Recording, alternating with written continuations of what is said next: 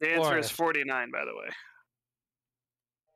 Okay, so you're just barely below us. Yeah, only 20 points. And you're just barely within the bounds that you don't have to do anything about it. Yeah, you're 1 point away from a problem. Yeah. You got 49 Sounds like it's not a problem. problems and you don't have to deal with them. I am the as neurotic as I could possibly be without murdering everyone. Oh god. Aaron hits 50, he just snaps. But the point is, he hasn't hit 50 yet, so it may as well be 3. It's fine. Yeah, but if we included his behavior in League of Legends. No, see, I took the test doing that. Mm-hmm. I included it. I did things where I would have said I was like very not this thing. I said moderate instead. All right. Brian, go. Brian, Here we stop go. him. So I didn't do a campaign summary from last week because there wasn't a lot of meat to it, so I'll lump it in with today's. Nicole's trying to push me to 50. No, she almost succeeded. You're like, no, Nicole, I accounted for that. Yeah, one of the things was that I'm not prone Aaron, to you're cutting off explosions Brian. of anger. Brian's trying to play D&D, Aaron. Okay, fine. Fine, I guess that's what we're here for. God, If we have You to. guys decided you should go find out what this whole kidnapping thing was about. Reluctantly. what's all this then? After taking the time to tie up all the loose ends in Thalios, you took a casual stroll down to Flamekeep and finally blessed the Citadel of the Silver Flame with your presence to save your friend. Quote. Who? Right. Our nameless That's friend. Something, I don't know. The clue they left you brought you back into the Mournland, or into the Mournland for the first time for some of you. Specifically to the lands of Brath's family and a compound called the Rose Grounds.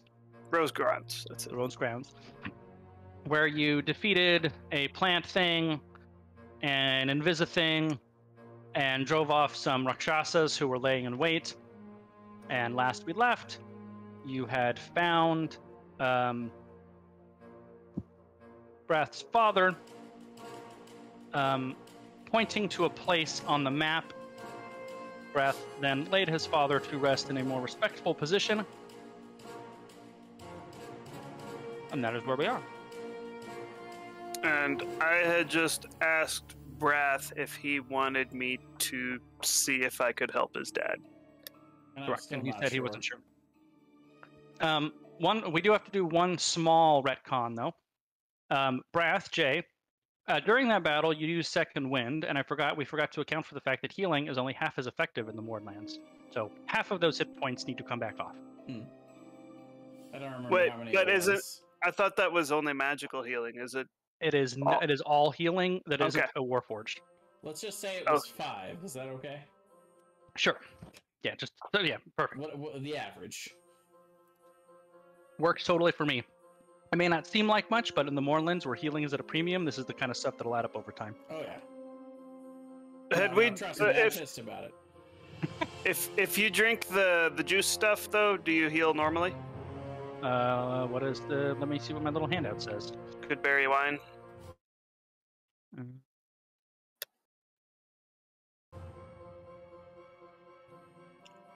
Good berry wine, blah blah blah, restore hit points, provide enough nourishment. More importantly, no. They recover hit points and hit dice as normal for finishing a long rest specifically, but it doesn't account for other forms of healing. Okay. Good to know. So it itself will heal you, and it will also make the effect of a long rest function as normal.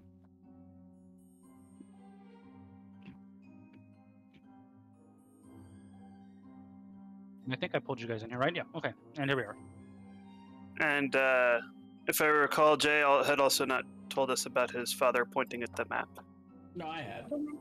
Oh, had you? Okay. Yes. I'm pretty sure I marked it on the map. I marked it on the map too, right? Yeah, I did.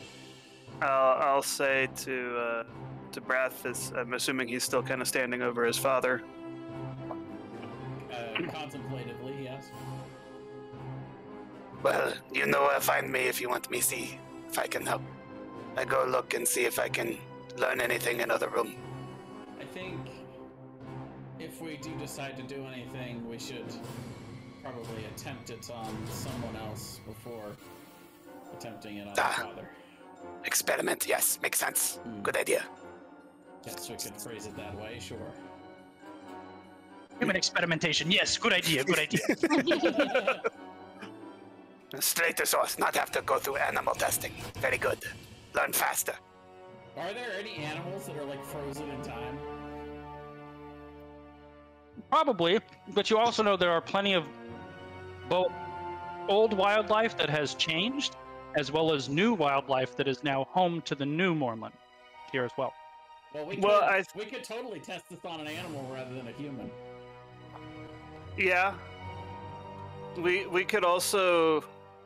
So here's the question: Are these people who are in stasis, like, is this like a coma thing where they're still like mentally alive and death would actually be a release that they can't feel, or are they literally just like frozen in time in every aspect that could possibly be? Right. Is this just?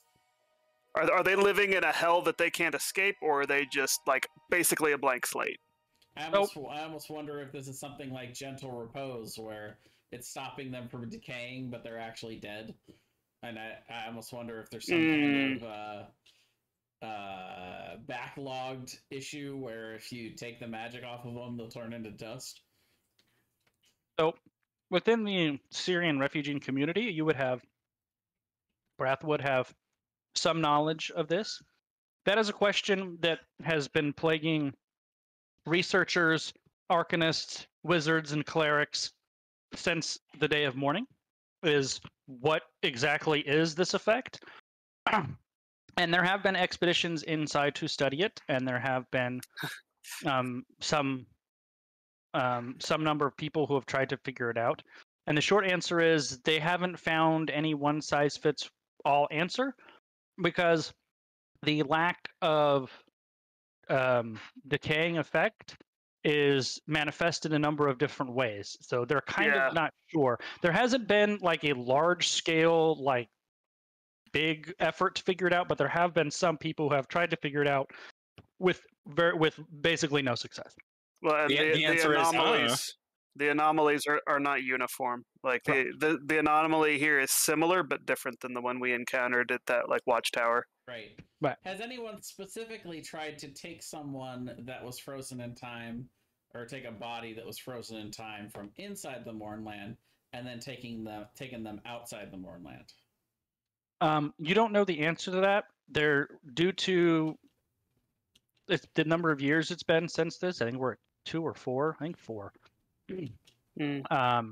And the fact that there has been some interest specifically in the Syrian community, you would guess the answer to that question is probably yes. You just don't know the results of it or who has done it, basically. Gotcha. Like, it would be surprising if that hadn't crossed someone's mind. If you're going to experiment with this, right, that's one of the first things that you would do. So because you know there have been people who have experimented with it, you would assume somebody has tried some version of that. You just don't know. Right. Well, it's ethically questionable to do that, which is why Schnicket has no problem, but other people might. Some people find things ethically questionable. Schnicket looks for ethical answers on morally questionable topics.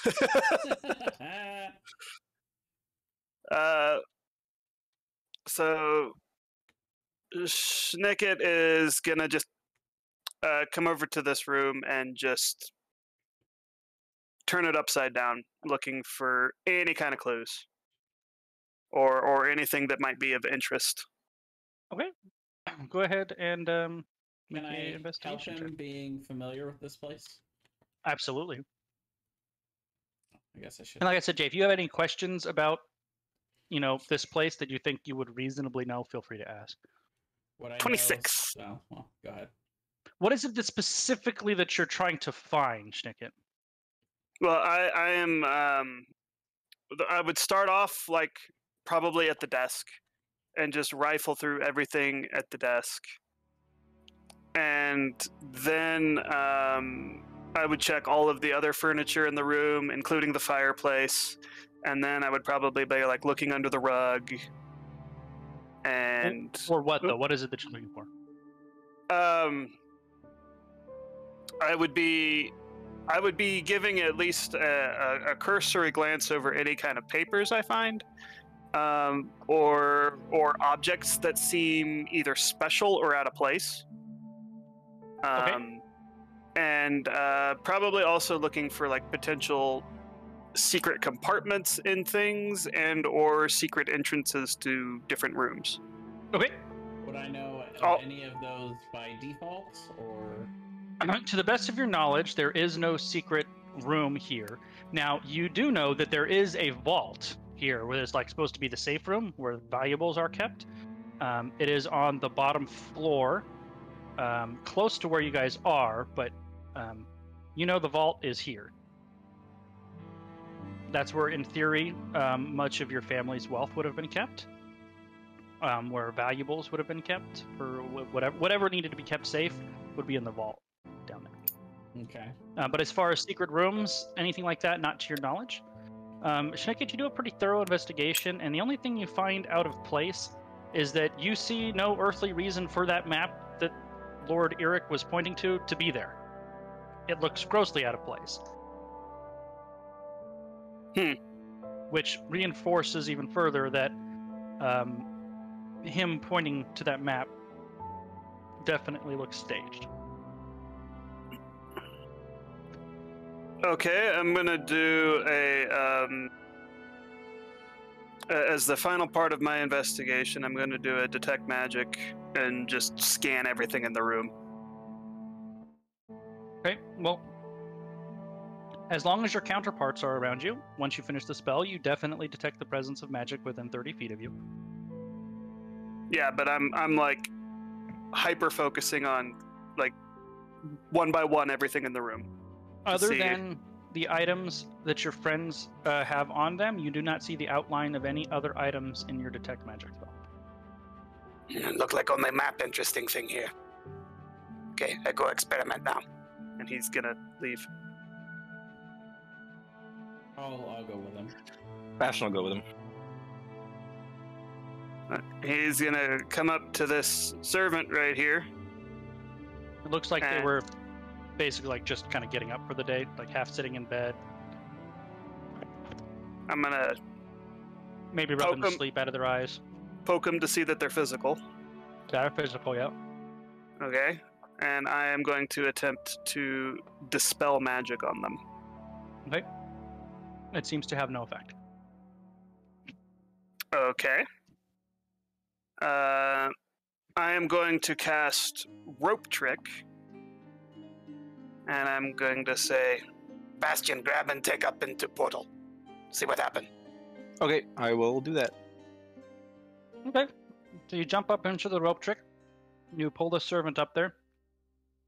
As soon as it crosses into the threshold of being in the pocket dimension, the body goes from like kind of being like a wax figure mannequin, like stiff and heavy, to a complete dead weight. Do you convey that?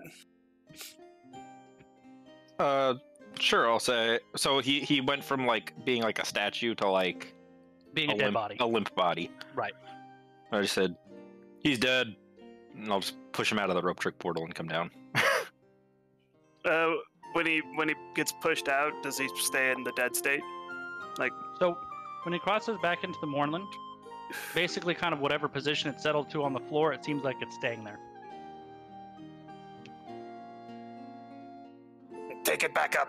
I come up to it, we investigate. Take it back up? Yeah, because when you pushed it back into the Mournland, it like changed again. It went to being posable.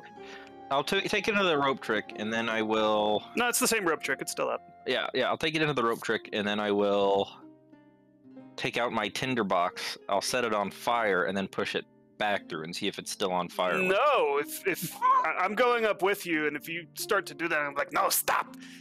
Well, I want to see, like, will the fire like become stationary, or will the body burn when it's when it's like frozen? We do that later. We have more to discover first, like cause of death. Bastion puts away the tinder box. The cause of death is in the Mournland. You know that. The day of mourning. Well, We I should want to probably see all be like taking a rest in this rope trick as well. By the way, yeah, we could do that's that my plan, totally. 'cause I'm already climbing up there. You can take a short rest, definitely. You want to give this thing an autopsy?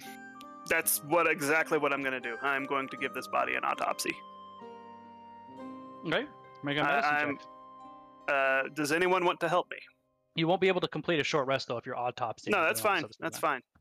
I know I won't. Medicine, I'll and- give him advantage by foregoing my rest as well. and Okay. I'm going to flash of genius that to make it a 22 Where are you doing the autopsy? in the rope trick. Okay, so in the rope trick, as you're doing the autopsy, the bodily fluids function as they should, so the body will bleed. Sure. As best as you can tell, the cause of death is simultaneous instant organ failure Of all of the organs, huh? of all the bodily organs. Okay, can I determine the time of death? Is it just like a few minutes ago, or was this like long? By the dead? autopsy that you're looking at, the time of death seems to be, how long have you been in the rope trick? Probably at this point, like, I don't know, 5-10 minutes. Then about 5-10 minutes ago. Oh, fuck, we killed him. Interesting. No, it's the bodies literally don't decay. So there's no way to determine time of death. I gotcha. So it literally looks like they just died by the autopsy. Oh, okay, I got you. I thought that he was living and we brought him in here, and then it's like Wait, time of death so now. Would I have determined that the time of death seemed like instant? Like as soon as we brought him As in. best you can tell, the death was instantaneous. So And time of death is It's- always like, you know, it's not an instant time. when do you But- think I would have come to that realization? Like, That, would it have been within 1 minute? but it was instantaneous death? No, probably not. I mean, I don't know. I don't know how long these things take. I would say a few minutes. They take a while. Okay. I'm I gonna would say think it would take longer than a minute to simply cut into the body for the autopsy in the first Yeah, place. no, it takes. yeah. So I'm gonna say Bastion, come with me. Need another one. I think I would say probably Schnicket. I would say probably take the full hour to cut into the body and look at all the organs, determine all this. It's not a quick process. okay. Autopsies aren't ground and beef. It takes precision. When we find that, I'm gonna say Bastion, come with me. We need another one. Yeah. and go down and go get this person down here. Okay. Bring him Someone appears into to the be rope making trick. breakfast. Bring him into the rope trick, and as soon as we get them inside the rope trick, I'm gonna try to cast Revivify on them. Oh, you fucking. Oh, you're big brain, Aaron. That's fucking smart. SMRT. All right. I wouldn't have thought of that. That's it. If we were doing inspiration, Aaron, I would give it. But I'm not good enough. Because if the time of death is within an instant when we bring him out, right? The player, Jason, was planning on thinking about suggesting that, but Brath is not smart enough to have suggested that. Schnicket very smart. Yes, well, and Brath didn't even know you could do that, so. It has no effect. Oh, That was an Heartbreaking. excellent idea, though, Aaron. Heartbreaking. Schnicket will turn to Brath and say, Unable to currently help you, Father. Perhaps in the future. perhaps. I appreciate the effort. Should leave him here. That was a great idea, though. Honestly. Yeah. We take him out of Mornland, he begins to decay. It's bad. Leave him here. I'm gonna ask Nickit if, since that first person apparently died immediately when they went into the rope trick, if you take him back out and then do an autopsy, will they still have the organ failure from being inside? Or have you done an autopsy on someone who hasn't been inside the rope trick? See if they also have the same organ failure. Good question. Also, while they were doing the first rope trick, I would have been studying the map to see if there's any hidden markers or anything else like that. Hidden notes. Anything else. Make an investigation check. Does doesn't appear to be anything on the map out of the ordinary. And I would have taken a short rest as well. Okay. Do you want to get half healing from short rest? No, not when you're in the. If you stay inside the rope trick. You get full okay. heal. Because We'll you're see in a if it'll let the different map when you guys dimension. get out of there. It's not that big a deal. You're in a demi plane when you're in the rope trick. Yeah, after we leave the rope trick, I'll just this guard out here. I'll straight up do an autopsy on him and see if his organs look like they're just frozen and working, or if he has had total organ failure throughout his body as well. Make a medicine check with disadvantage, though, because the bodies are not functioning as they should be. Can I help him with this? Are you proficient in medicine? No, I'm not. Never mind. Then no. Is Keelan? Nope, she's not. That was your best bet, I think, Schnicken. Yeah, Alright. no, it's wisdom. Oh, doesn't matter. Pretty good. Oh! So it's bizarre as you do the dissection, like kind of the body doesn't deflate, none of the fluids really go anywhere. It's bizarre. While it looks like it's in stasis, it's not in stasis to the touch. It just doesn't naturally do anything. But as best you can tell, this guard also died from complete, systematic, instantaneous organ failure. Okay. So, with that information, I'll turn to just the party and say, Everyone here dead. They just frozen. And there doesn't appear to be a way to bring them back either. Not with my magic. Need a very powerful healer. Possible. Very powerful healer.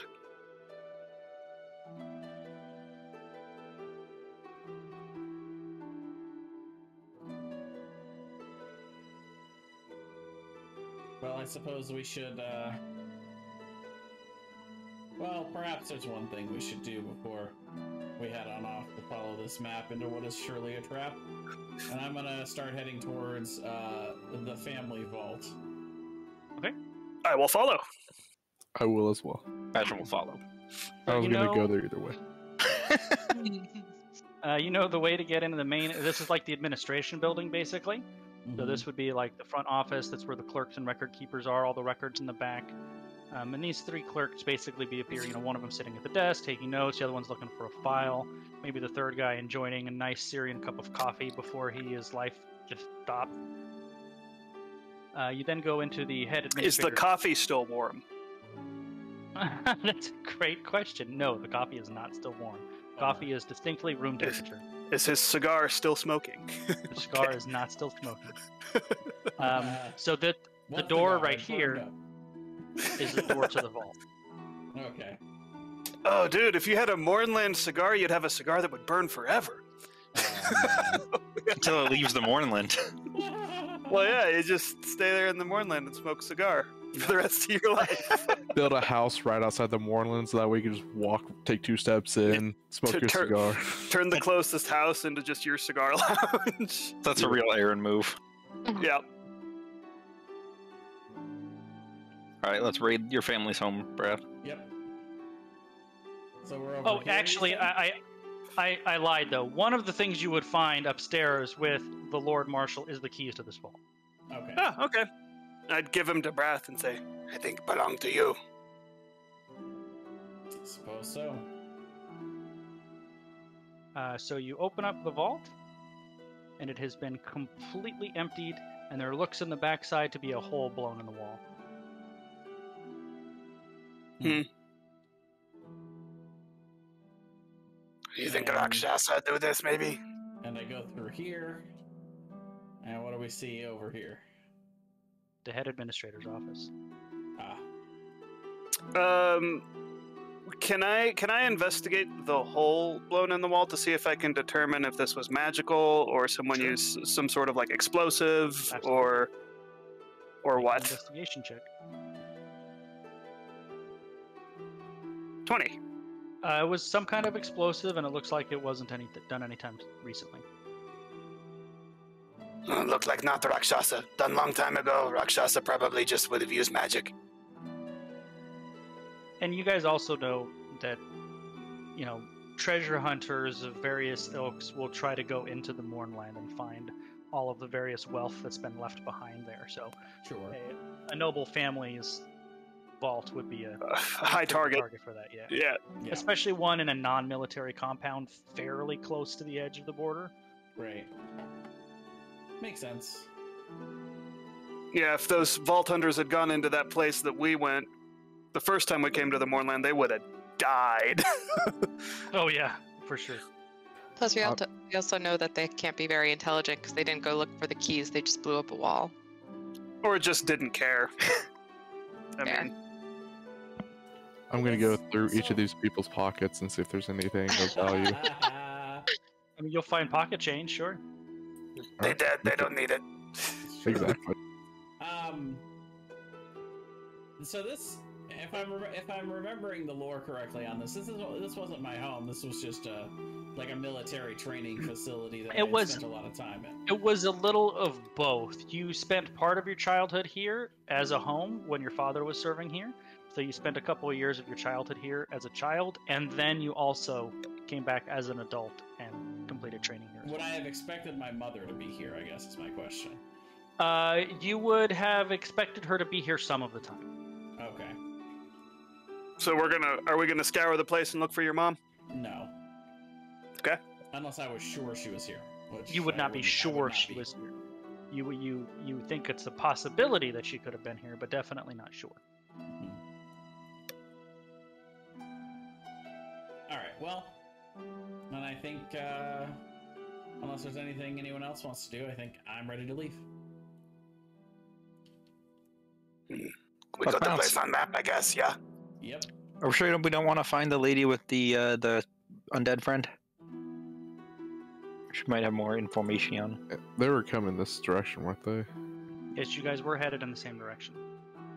Was there any other path off the Well- road when we came here? Yeah, the road goes to other places other than just here. This is not a super densely populated area, but it's also not like the boonies either.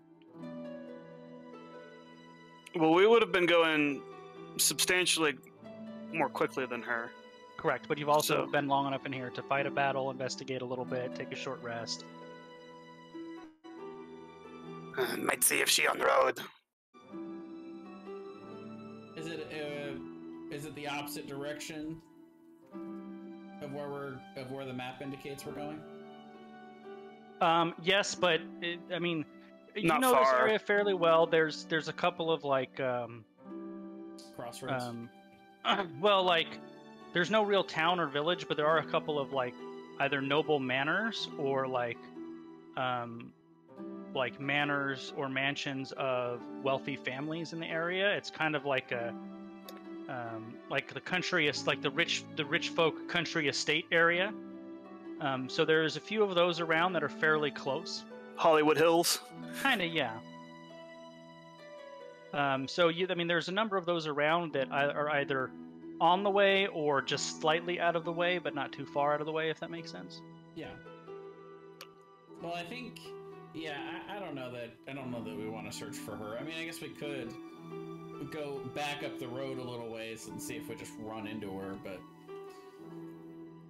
I think That's what mostly I we was just want thinking. a beeline to where the Rakshasas are leading us. It might not be Rakshasa that pose him. Maybe someone else. Sure. Either way, it's the only lead we have.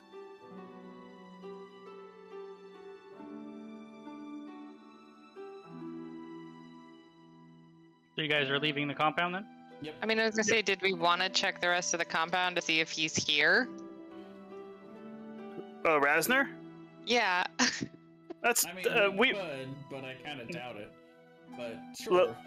Let's just say that we are going to search the entire compound, but not super thoroughly investigate each room, but search the Okay. entire Yeah. compound. I mean, it would just kind of suck if he were here. Do a quick walkthrough.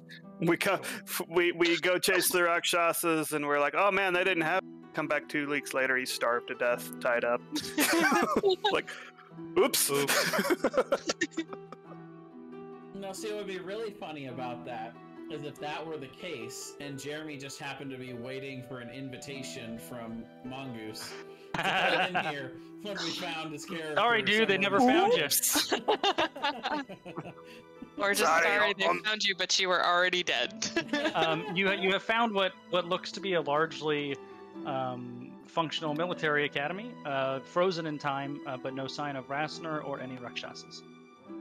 Okay. But it's a good idea, Nicole. Can only cast Revivify. I'd hate to go through all this trouble only to leave him here, like, tied up in a broom closet or something. Did I see anything of value while we were switching around? I mean, not really. Not anything that any of these people wouldn't have on their effects. So you guys could basically find any, weapons or armor here that you wanted, ammo, anything normal like that, but not anything of extraordinary value. What is the vault door made out of? Adamantine. I will cast Fabricate on the vault door and turn it into small little pellets of adamantine and put it in my bag of holding. Done deal. That's 5 square feet of adamantine. Yep. Who are these people? Where are you pinging? Up at the top. These two do not look like the rest. Here? Yep. That is the infirmary. So the one on the right is the basically the local cleric who's assigned to take care of injuries that may be sustained during training, and this guy is one of the trainees that was hurt. Ah, okay. What about guy in the room 2 to the right? It's different from everyone else. That's one of the instructors. Okay. Same as that guy. Yeah. Name.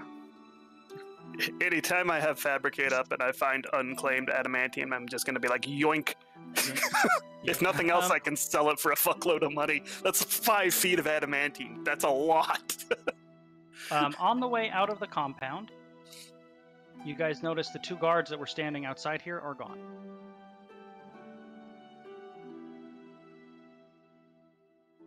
Is there any evidence of them being taken somewhere, or Like There footprints are or drag there are marks? footprints and wheel ruts that were not there when you came in the building or in the compound.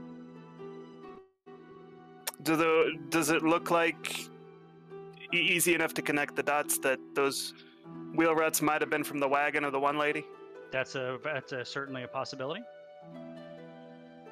Maybe Lady Steel Guards for some reason. Don't know. She close though. If that case can find her.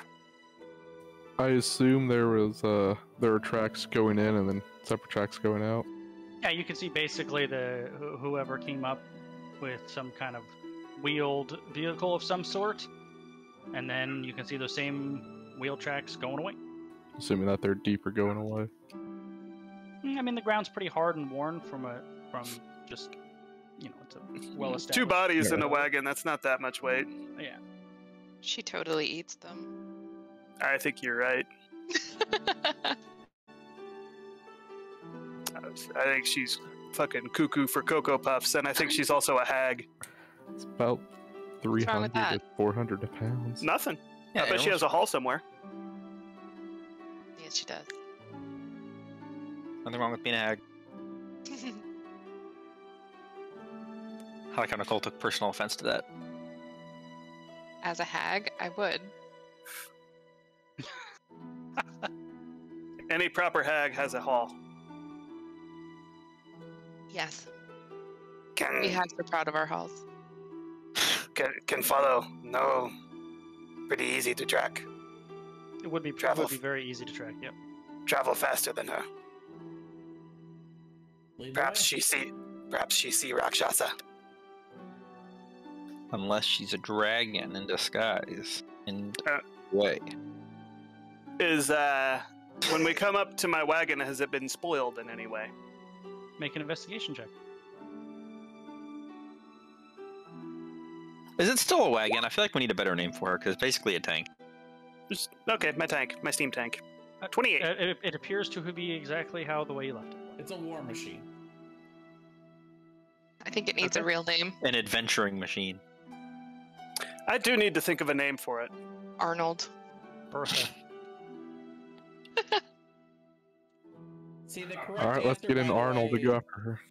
By the way, I think the correct answer there, Goose, when he asked if his wagon was spoiled, he should have been like, "What wagon? It's gone."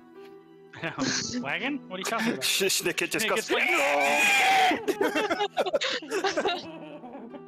Oh, take it! Oh, I need to kill! Schnigget just combusts. Pop. It was a dragon the whole time.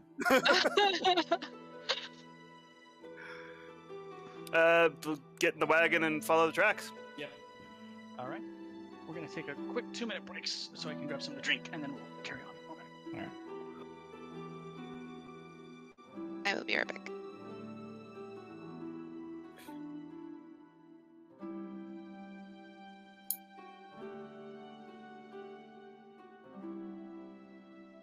So, Aaron, if your wagon was stolen, would that make you a 50 instead of a 49? Yes. Yes, it would. Or at least it would make Schnicket that way. Schnicket would be very angry with whoever stole the wagon, and probably lethally angry to them unless they gave him some really justifiable reason that I can't think of for them to take it. You see it that it's gone, and you just see me over there counting a stack of money, and then you look at me, I just put it away real quickly. I didn't sell your wagon. What would I immediately cast on you? Let me see. Blight. I don't have blight. Disintegrate. Yes, there you go. I don't have disintegrate either.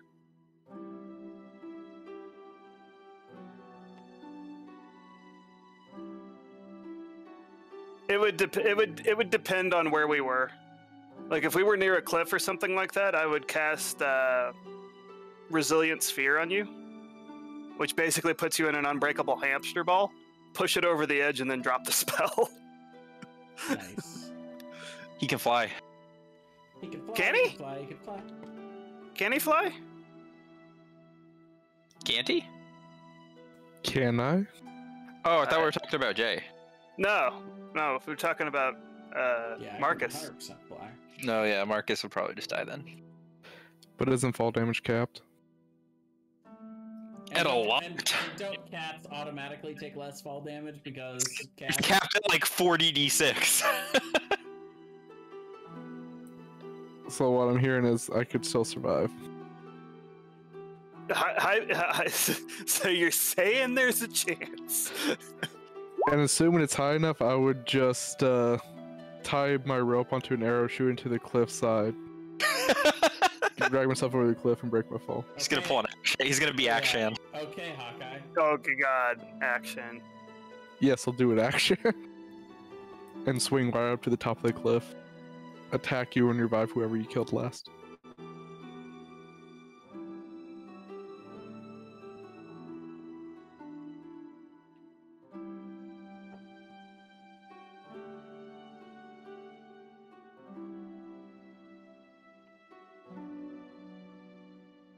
I wonder what Brian would let me get away with Fabricate.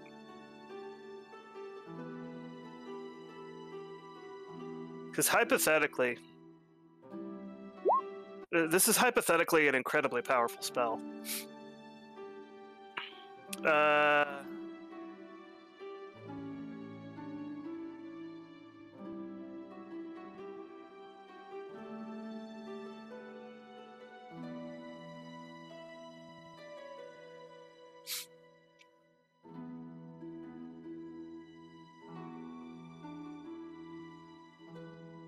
Hypothetically, Thomas,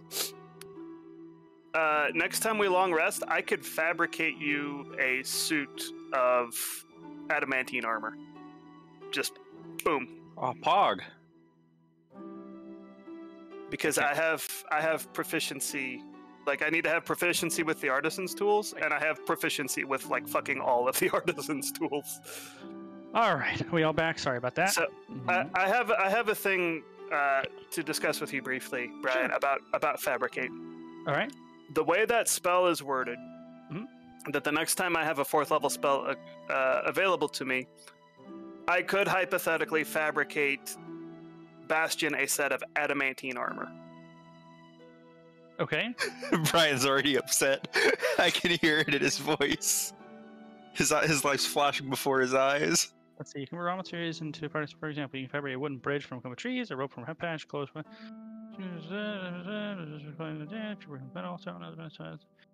no larger than medium, contained within a single 5-foot Oh yeah, that's cube. That's going to be the stopping point there. Is Bastion's like 6 foot something?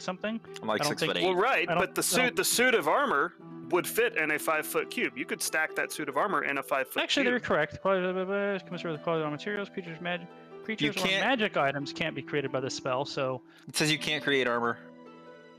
I can create armor because I have jewelry, weapons, tools. glass, or No, armor, it says unless you have proficiency with the types of artisan tools that can be used to craft such objects. I have proficiency with all of those tools because I'm an artificer. I would also hate to point out, but it does say you can convert raw materials into products of the same material.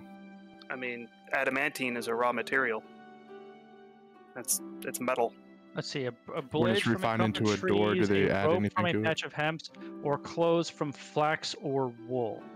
So if I can take like flax and turn it into a shirt, then I can take metal and turn it into a breastplate. Like that's the same. Mathematically, that's the same But equation. Can you do it in what he's saying reverse? is, that he doesn't seem like you can do it in reverse. You could take raw adamantine and turn it into a door, but it doesn't seem like you can take a door of adamantine and turn it into raw adamantine. I believe that is correct. You can create a raw material and turn it into something. So if you got raw adamantine, you could do any of that stuff. Well, so you're not going to let me have the. I can't have the 5 feet of. I can't have the 5 feet of adamantine from the door. How are we defining raw materials? Well, I think raw materials would be like ore, for example. Yeah, the way that they classify it for the examples is like trees you turn into refined patch of hemp, wood flax or wool. So it's kind of the unfinished product that you would take to turn into something. So for metal, I believe it would be ore. So if you found like a adamantine ore, like a mine or just bought the adamantine ore, which would certainly be cheaper. You could fabricate it into something more complicated. But I think believe it's that is correct. Fabricate. Let's see. Yeah, it depends on what you're going to define a raw material, because you could define a raw material as this is just one material. Like no, based on the examples that they're using, I think it would have to be literally a raw material, so that the material that you fabricate into something. So an adamantine door would not be a raw material; that would be a finished product. It would be some sort of unrefined material. So here's a question then. If a piece of wood is cut into a board, is it no longer a raw material? Yes, I would argue that it is not a raw material any longer. Do you have it? It's a refined material. But you haven't chemically changed it in any way, shape, or form. It's still the same material that it is in a tree. But that's not what refining means. Well, it doesn't say unrefined material. It doesn't say unrefined material. It says raw material. Right. So a tree you chop down is raw, and then you turn that tree into boards, and it's no longer raw. But it's still the same physical object. Correct. It's just had part of it. We're talking about like magic rules here. Raw materials. Okay. Here. A raw material is a natural resource found in its natural state, such as. Hang on. From a raw material. So a refined material is anything that, if it's refined, if it is made into a way that's easier to sell. For example, cutting wood into a board is refining the material because it is setting it up, it is using craftsmanship to set it up in a way that is more profitable to sell in larger quantities. it is able to easily define. For example, you can define 50 wooden boards of a certain size and get the same material for each cost. But if you say 50 trees, they could be of varying sizes and are therefore unable to be sold. So if it's basically been like, it's not a raw material if you cut the tree into boards, because then it is a refined material. I mean, I think the problem is just based on the examples. It's not even saying like a downed log. It's saying a clump of trees, which implies that they are still living. So I think it's really just, and I think that would be taking the extreme if it would have to be any form of like anything. Yes, I think it could be argued that it's like, you know, a downed log or a logged tree could still be transformed into something. But I think once you start cutting it down and perfecting it in a way that it can be utilized, it's no longer considered to be in a raw state.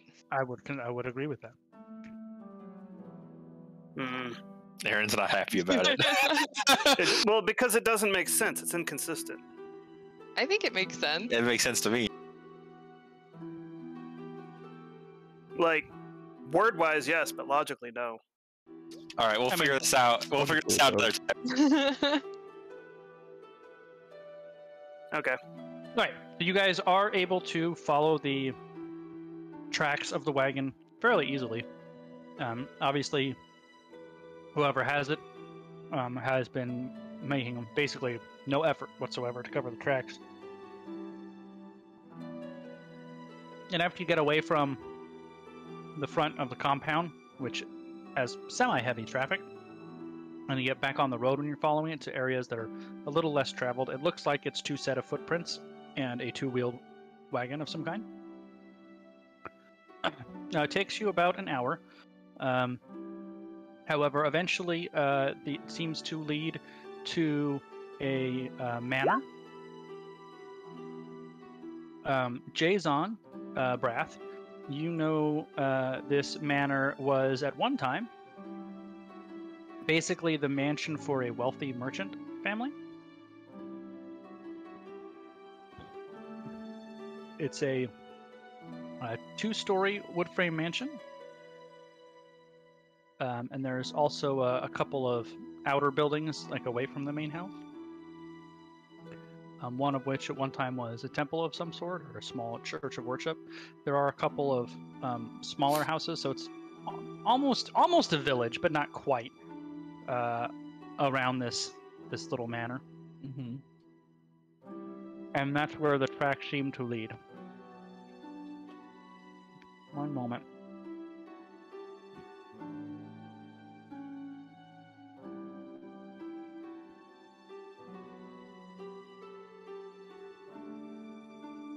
So I can reveal this. Hold on. Or unreveal this.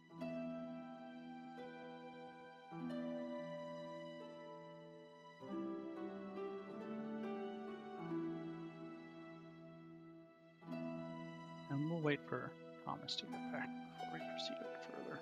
It'll give me a minute to do the reveal on this because it's been terrible.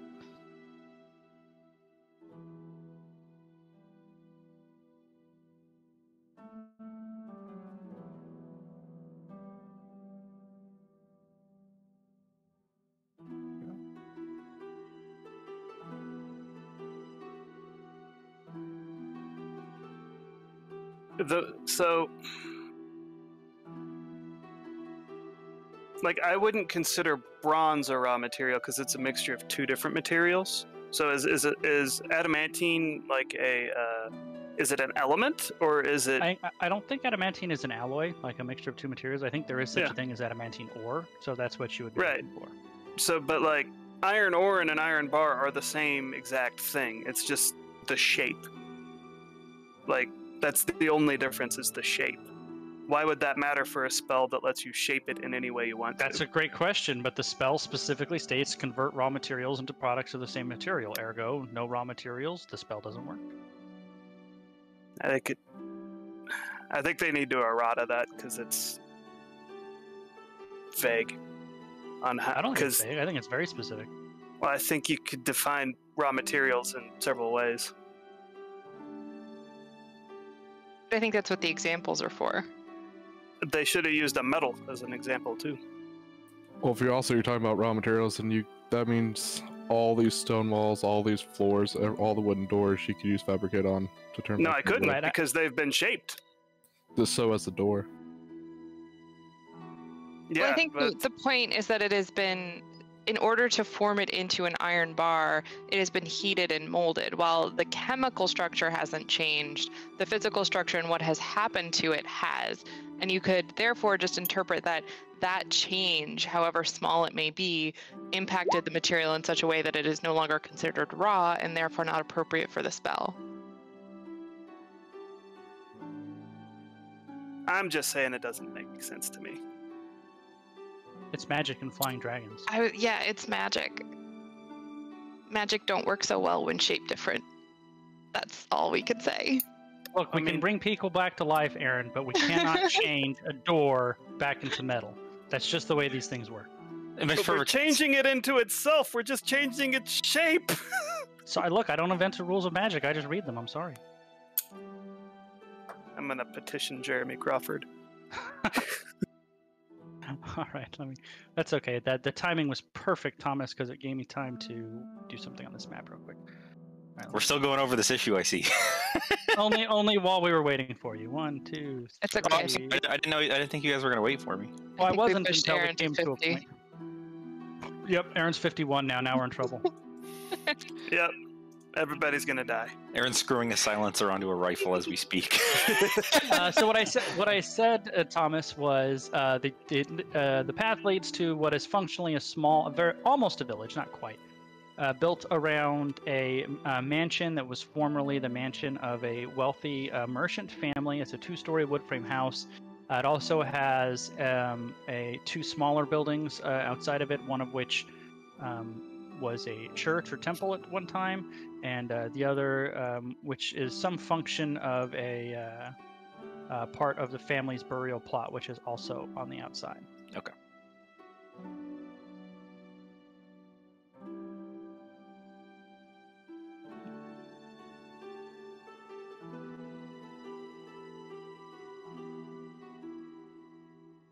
All right, 1 second.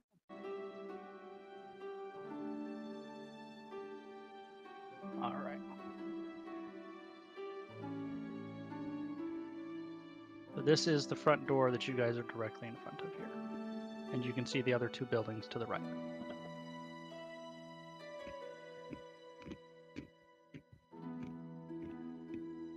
This is a cool looking map. Yes, it is.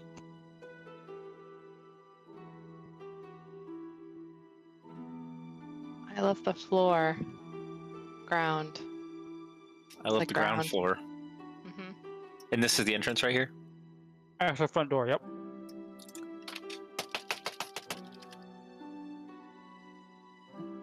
I think that means he was knocking. I'm gonna knock on it. Are there any windows? There are windows, yep. These are actually windows here. Kind of like bay windows. Okay, I'm gonna sneak up to one and peer in. It has a curtain drawn. Do any of them not have curtains? Did I see? None of the 3 in the front. All of the 3 in the front have curtains drawn. Okay.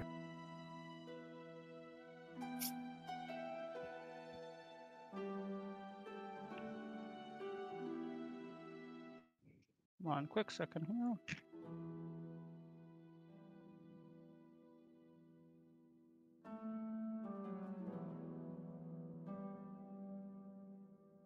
Okay.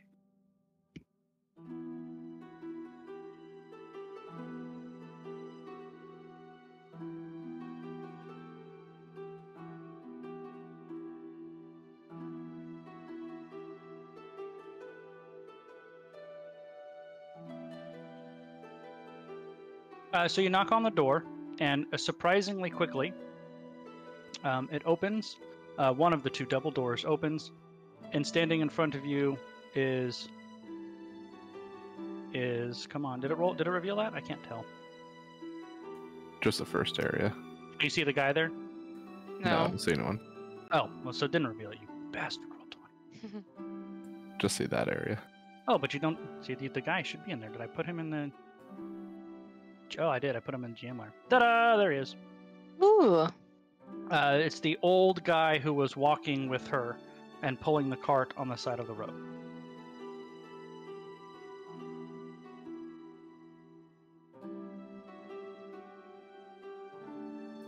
Does he say anything? No, he just kind of looks at you with the same expressionless. Wonderful weather we're having. He has no visible reaction to that comment. Excuse me. I'll go open the door behind him. When you step forward to come in, he puts his hand out and he points at your weapon. So he puts his hand on your chest to stop you, and he points at your weapon. Sword. Points at your weapon, and then points on the ground outside. He wants you to take your weapon off.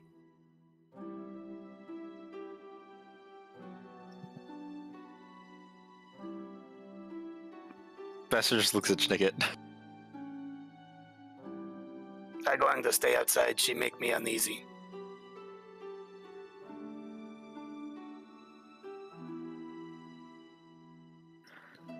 Fine, Bastion will go outside and he will stick his sword into the dirt. Okay. When you do that, he opens the second set of doors and offers to let you inside. Give me 2 seconds, I'm gonna read something. Would this work if I...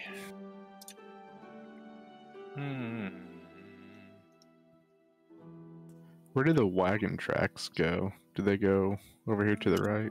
How heavy is a longsword? The wagon tracks do go over there to the right. I think a longsword's... It should say if you just look up the weapon. Weight 3 pounds. I was gonna guess 5, but pretty close. I will wrist pocket my longsword if I can. Do that stealthily. You may try. I've had this spell for so long and I've never gotten a chance to use it, and I thought it would be so useful when I took it. Well, it might be useful here, you never know. I thought I was going to be using it to steal MacGuffins all the time. Just, oh, got the MacGuffin. Alright, he, stealth check, you said? Alright, stealth? Sleight of hand? Sleight of hand. I'm gonna say sleight of hand. Oh, fuck. Arcane lights just... You're like, the door's still open and the sword just vanishes into my head. Flashbang grenade goes off. Yeah, he doesn't let you in. Fine, I re-summon my sword and I put it on the ground. Then he will let you in. What are the rest of you doing? I will attempt to walk in as well. Do you have any visible weapons showing? No. What about a shield? Yeah, I mean, I would have a shield on my back. Okay, so actually he would have pointed to your shield too. He points to the shield as well. Oh, fuck this guy, my shield? Fine, I'll put my shield away. The shield. He will let you guys into the foyer. What about the rest of you? I'm waiting outside. Does he also make me take off my crossbow? Yes. If you have any visible shields or weapons, he will not let you in if they're on your person. Can I keep my wand because it lives inside my wrist? If he can't see it, then yes.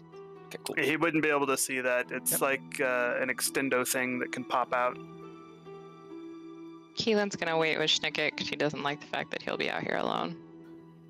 I'm gonna sneak around and look for the wagon. Okay.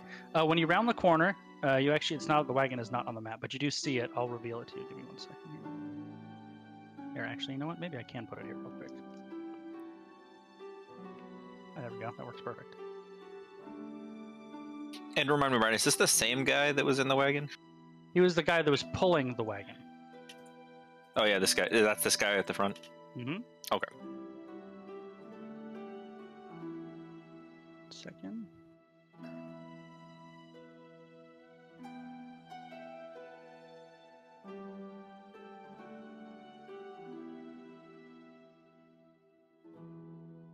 Man, that border looks so nice. I'm a big fan that Token Stamp has the same border as all the official Roll20 stuff. Right? Doesn't it look so good? So that's where the wagon is. I forget if I mentioned, but I would have taken the map off of I assume you would have, yes. the office desk, so I have that. Yeah. Yes. I assume there's a door over here. And I don't know if I told you this, that it doesn't look like a door, it looks like just an opening. Okay. I don't know if I told you, Jay, but if I didn't, I should have. The place marked on the map is basically an area of what was the war front. There were all kinds of battles fought over in that part of Seer. Okay.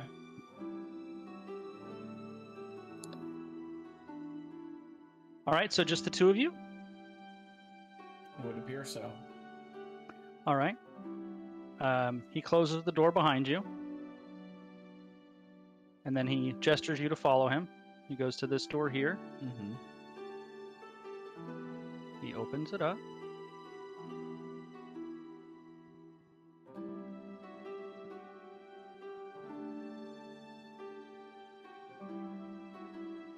He goes through here. He basically stands off to the side when you guys cross in the hallway. He closes the door behind you. He then goes up these stairs. And now we get to where bad things happen, when the DM takes half the party onto one map and leaves the rest of them on the other. What do you mean? That always ends well. It means we're covering twice as much ground, Brian. Of course. What could possibly go wrong? See, you know that we're safe because there is an encounter map. Of course, obviously.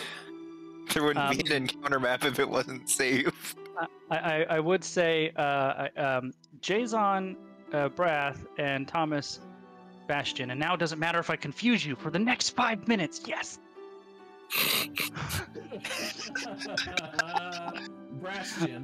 Brashton, excellent. You guys didn't know that you became a Hollywood couple just now. Mm-hmm.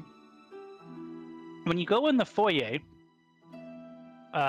you noticed something very, very swiftly. You'll notice there's a number of statues in the foyer there, 5 of them.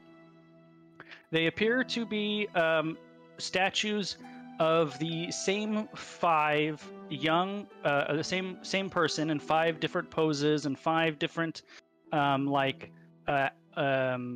sets of clothes. You know, one like armor for battle, one like the equivalent of dressed to the nines with these like elegant noble robes. The other in almost the cloth of royalty. The other one in like simple hunting garb, but of this young, handsome elf.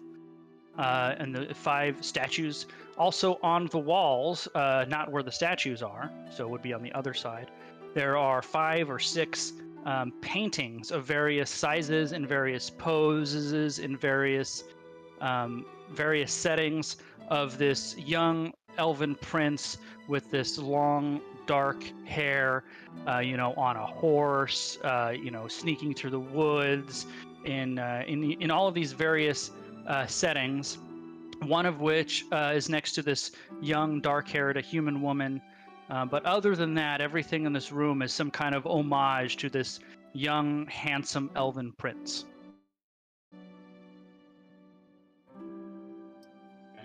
Okay.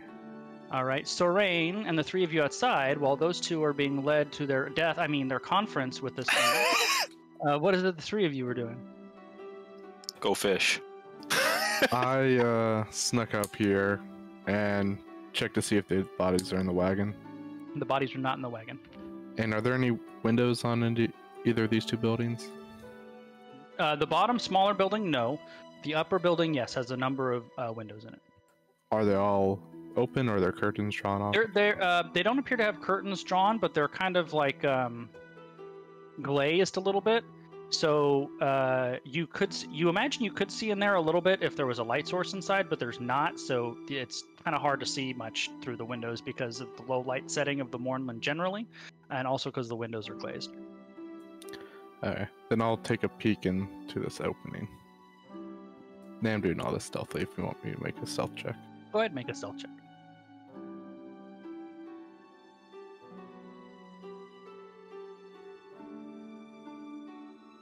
Right. So you peek around the corner and you see that this leads to like an internal courtyard of some kind.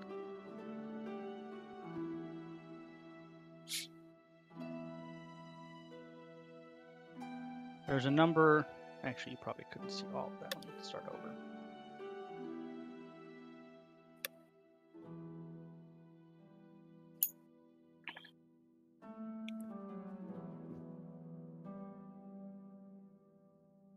There's some doors that you can see. You can't see the whole amount of the courtyard without going in. You do see part of this building here that I'm about to reveal to you in the bottom left. Appears to be like a greenhouse. Okay. And do I see like drag marks, like people carrying bodies or something on the ground? You do see a set of footprints. Yep. Where do they lead? They lead through that little corridor right in front of you, and then they turn down and go out of your sight. So they go like this.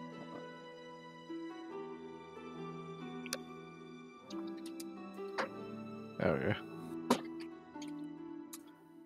Keelan or Schnicket, you guys doing anything? I would just turn to Schnicket and say, so you have a tail. I've always been kind of curious about what that's like. People step on it. Yeah, understandable. I'll try not to.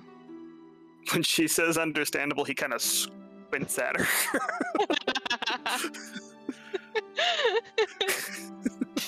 And that's what Keelan's doing. All right. Glad you guys are getting to know each other a little better. Here, I thought you were a druid. Can't you just turn into something that has a tail, and then you would know? You would think. Oh, whoops. Schnicket's going to start researching ways to give Keelan a tail so he can step on it. Bastion loves this idea. To be fair, she was saying more along the lines of understandable of why you'd be upset, because you seemed upset about it. Not understandable that it gets stepped on. Schnicket doesn't really get social cues very well. Yeah. That's fair. I'm not upset about it. Oh, I apologize. I actually sent you guys to the wrong area. I confused where I was going. He doesn't go upstairs. He instead goes actually down the hallway. Let me make sure. Yes, he goes down the hallway, not up the stairs. I was confusing my rooms. I feel like this guy doesn't know where he's going. I know, right? He does not go upstairs, but it's the same place, and he goes this way up here, and stops right here, and gestures to that door. Alright, I'll go through it.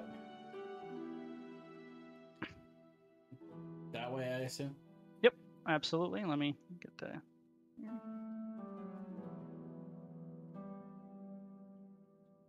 And uno momento.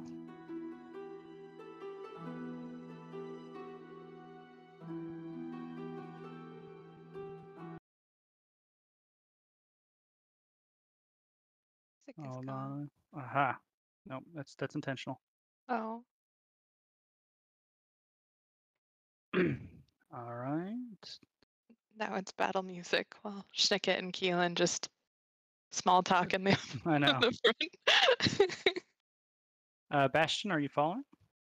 Yeah. That's good, because I want to be able to keep confusing the two of you in peace. Mm-hmm. Yes. You walk into what appears to be some kind of music room, perhaps. There's a large harpsichord or organ at one side. You recognize the old woman sitting in front of it. However, she's actually not facing the harpsichord. She's facing toward you, and she is appears to be playing the harp as you enter.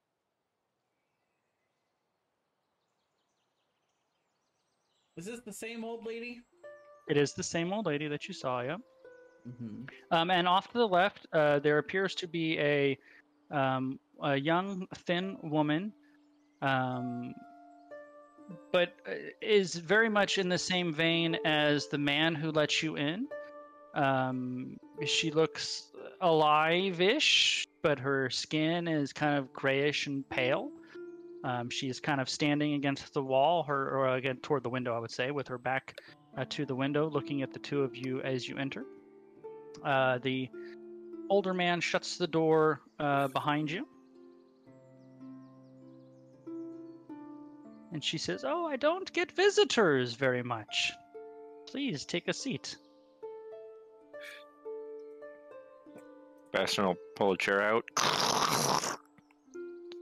Sit down in it, almost breaking it.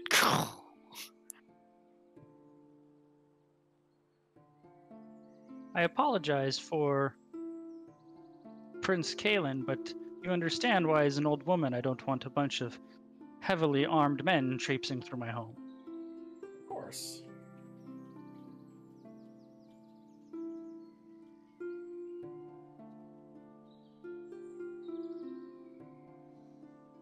Well,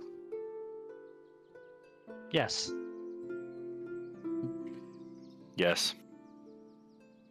I'm gonna pull out the map and it seems that our paths may have been going in similar directions. We were interested in knowing if you had any knowledge of a pair of Rakshasas that appeared to be fleeing from the same compound that both of our parties were recently at. Which compound is that? The Rose Garden. Well, I haven't been there myself, nor did I notice any Rakshasas leaving that area recently, but there was a party of Rakshasas that passed through here about, a week or so ago. Did they give any indication of what they were looking for or what they were doing? Well, they were heading towards what the Rose Grounds were. As I'm sure you would surmise, I was not anxious to have an encounter with them, so I kept my distance. An old lady, you understand, doesn't want to get involved with that kind.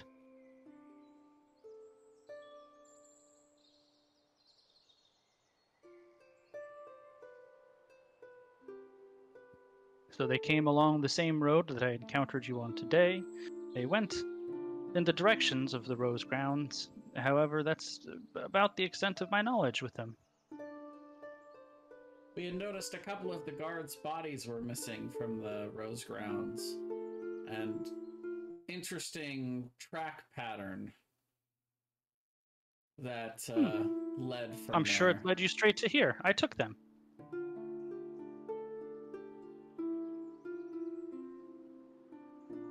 And yet you say you haven't been to the Rose Grounds. Oh, I apologize. With regards to the Rakshasas, I was not eager to have an encounter with them. I have not been to the Rose Grounds until today when I saw you all, and then I went to grab the guards earlier today.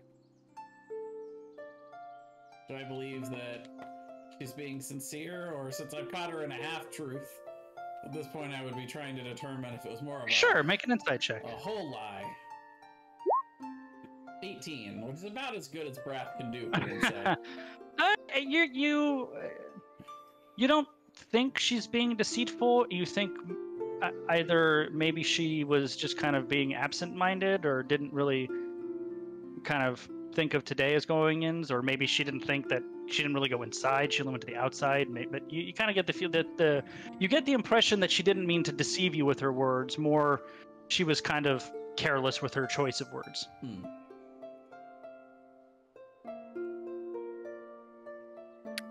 May I ask you what you were doing with the bodies? Bodies, we took 2. For what purpose? Well, I have many interests that I've acquired over my life, and one of them is the study of anatomy and medicine. The Mornland has a very interesting effect on death and decay. And since I've moved here, I've taken that opportunity to learn as much as I can about the body and the natural order of decay and how the magic here has affected that. Have you found any way to reverse it? Reverse it? No, most certainly not. To be honest, my efforts have been quite frustrating, but I enjoy my solitude and there isn't a lot to do here, so I carry on learning what I can. Would you, by chance, be willing to share that research with us? My research on the effect of the Mornland on the deceased. Yes. I suppose I have no reason not to. It's not really in a form worth sharing. It's kind of my own scribble. I couldn't share it with you this instant, but if you would be interested, I could maybe put it in a more presentable form for you, make my notes in a sort of a journal, if you will. As it is now, it really won't do you any good. She seems both surprised and pleasantly so that you've asked about her research. Right. It would take me a bit, but if you want to have another visit at some point in the future, I can perhaps host a meal for your friends. There's food is a little hard to come by here. It won't be much, and I'll share that with you if you like. Well, May I ask? We don't get visitors. Perhaps we can bring the food, and you can provide the knowledge. Oh, I would love that. Every time I have to go get supplies, it's such a long trip and such a long walk. My old bones. Oh, it's a little bit of an ordeal to do that. What I ain't about to eat your Soylent Grain, you crazy old lady. What brings you and your companions out here? To see 2 traveling parties in the course of 2 weeks is an unusual occurrence in the extreme, I will say. I get very, very few passers-by nowadays.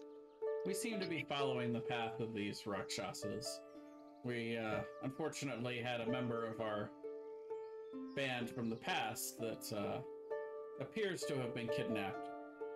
A gnome or halfling, perhaps? Yes. They did have small folk with them. I kept my distance, as I said. It was hard to tell, but I imagine that would have been your friend. Was he held captive, obviously, or was he seemed to be going along with them of his own fruition? It was hard to say.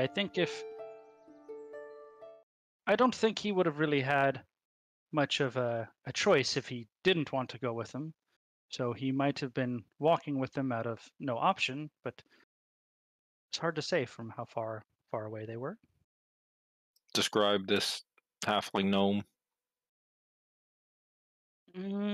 I said I saw him at a distance. I did not get a good look at him, but he was wearing some kind of simple robes. He didn't seem to be armed. He was grossly out of place with all of the company he was in. Did you get any idea of their numbers? I would say close to a dozen or so. A dozen Rakshasa? You're so mean. all of the same ilk? What do you mean? That is more than 2. That will take Heelan 12 arrows. They were all of the same ilk, as well. Some appeared to be warriors. Others did not appear to have martial arms. I would assume they had some mix of abilities. At least they presented as such.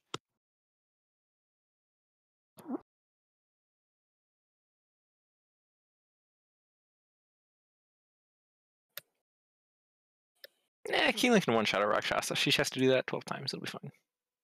I'll hand her the map and indicate the spot that was marked. Okay. Any reason why you believe they might be leading us here? She subtly puts her hand on her arm while you're looking at the map with her. She says, "Well, that is the shit. What was that place called? One moment. That is the north end of the Field of Ruins. Maybe that is relevant. Otherwise, I don't know why specifically they would bring you there. If they're your enemies, perhaps it's a trap." That was our thoughts. Rakshasas are especially devious. I would be very careful. Although you appear that you can handle yourself.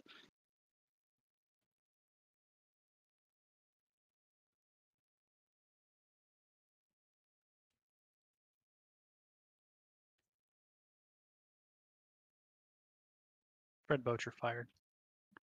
I know, right? Oh, rip Fredbo, no. That means I have to set up Spotify. He just left. Fredbo just left and he hasn't come back. So He's like, rude. Fredbo. Fuck this, I quit. Terrible party member. Try again, Fredboat. All right. He's on probation now. Right?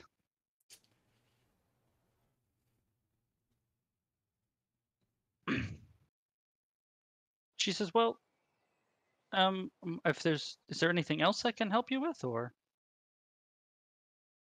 I'm gonna look to Bastion. Bastion just looks at Brath. All right. I'm so confused. No, I believe that's very helpful information you've given us. I appreciate the time. She says, well, your appearance is an opportunity for me. Perhaps I can get you to keep an eye out for some things for me. I would be willing to perhaps trade for them if you come across. Trade what? Items? What items? Well, Prince Calum in his younger days was an adventurer. He has, well, I should say I have much of his old gear around. He doesn't have any use for. I'm sure I can give you the pick of it if you're so inclined to use it. If you've never been into the Mournlands before, you know how treacherous it can be. I have a home brew that I've made that will help your body adjust to the effects of the Mournlands and perhaps recover from your rigors. Is it a homebrew? Homebrew? Bastion seems uninterested. Do you have 12 arrows? Well, Lord Calum was quite an archer in his day. I'm sure he has arrows somewhere. We will need 12 arrows. And what is it that you're looking for? Well, there's two things that I need. One, gemstones of any kind, rubies, emeralds, diamonds. I'm always in the market for those.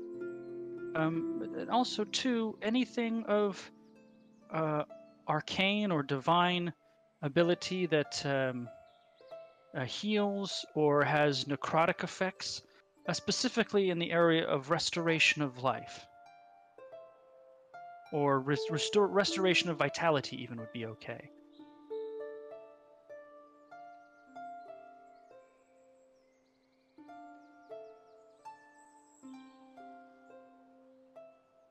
Well, I will certainly discuss this with the other members of our party and see if we can come across anything that would be helpful to you.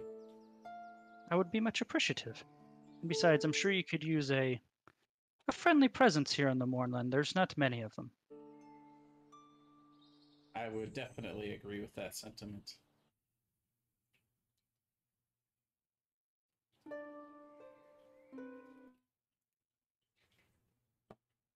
And I guess I will begin to take my leave.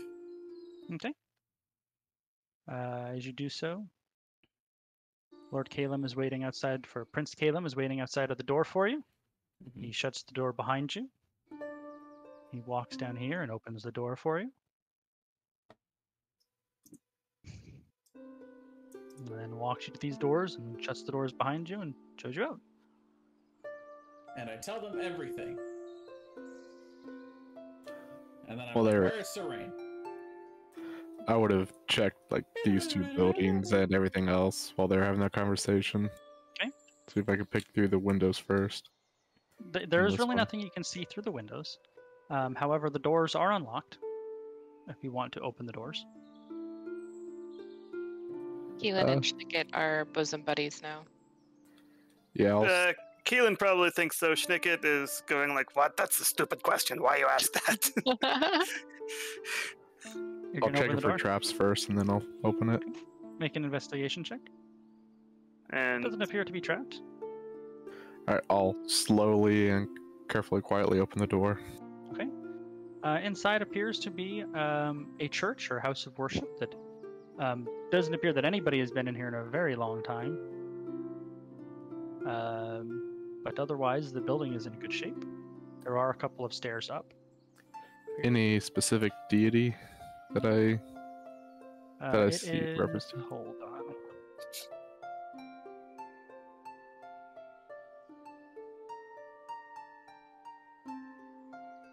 Let me see. It is a church to the sovereign host, which is kind of the general group of good aligned gods that are kind of roundly worshipped in most of Corvair. Okay. I will go up the stairs.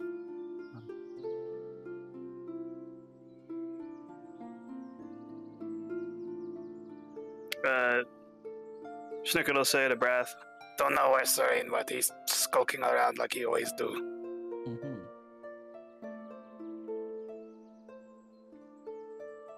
I'll specifically describe to them the necrotic or restoration magic that she's looking for, or any gemstones that she might be willing to trade for items. Have diamond those for me, no. Need them to revive. For the restoration magic. Yes. Probably why she want them too, but these ones mine. Fair enough. I think we do have some. Oh, we just sold a bunch of precious gems. Fuck. Yes. Fuck. We have Fuck. lots and lots of gold, but we don't have any gems. But if we ever came back, we could remember that we could bring a big pile of gems for her. Yeah. And she would appreciate that. It is what it is.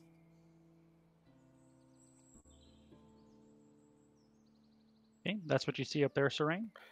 I do seem to remember Mongoose telling us, you could just keep those and sell them later. I did say that. You could just hold on to them. Throwing hints. I'll look around for anything, any doors. Random gems. Make an investigation check. I want gold. No, doesn't seem like there's much going on up there. All right. Did Spotify bot just leave? Yes, because I'm changing music, but I didn't do what I wanted it to do. I'm gonna go back down. I miss Hyderbot. I know, right? Fucking YouTube. We have these two bots that have to fight for supremacy now. It's obnoxious. And they're both inferior somehow. Yeah, and they're both not quite there.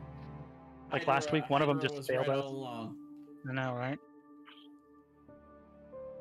Hail Hydra. Whoop. Whoop. You trying to look around the corridor is what you're doing there, I assume? Yeah, back here. Is this real? Hang on. Did YouTube make their own Discord music bot? That would be glorious. YouTube music bot by YouTube. You probably need YouTube Premium to not get ads. Well, we're gonna find out. I mean, that's really the reason why they did it, is because the bots didn't play ads. I'm gonna add this and we can figure it out later. All right. I have YouTube Premium as well. It's very nice. Oh, good. And what's that? That's a chimney. Okay.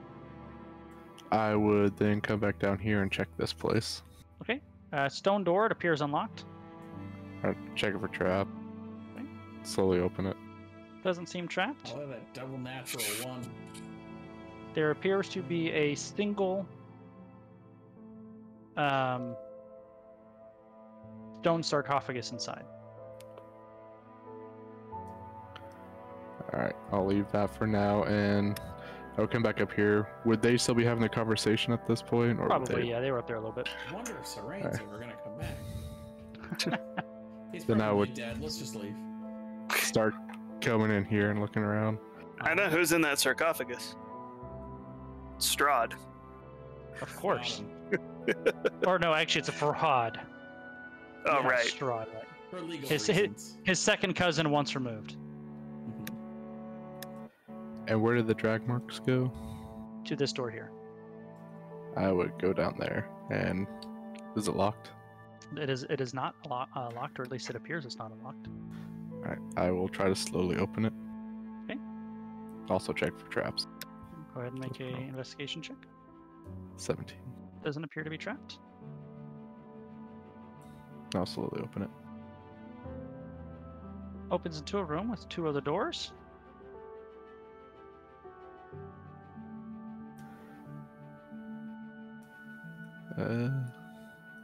Does any of either doors look like they were open recently? It's hard to say. I'll check this door first. Okay. Just check for traps on both of them still. Appears to be untrapped. And are both of them unlocked? They appear both to be unlocked, yeah. Then I'll quietly open it. Appears to be a sitting room with a large, comfortable velvet couch, a table in the middle, a couple of chairs overlooking a large bay window with the curtains drawn. I will come over here, and I assume this is another room. That is a door right there. Yes. All right. It is unlocked as well. I will check for trap 17. I'll open it. Okay. It is a lavatory. Ooh. Oh, you found the spooky shitter. I'll go back to this door and open up this one. Oh God, the smell. That door actually is locked. I will try. Did I find any traps on it earlier? You said No, no, you right? did not find any Right. traps. It appears untrapped. I will try to pick it. Okay, make a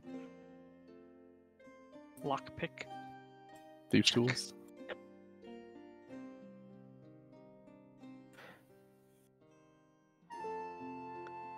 The lock does not open.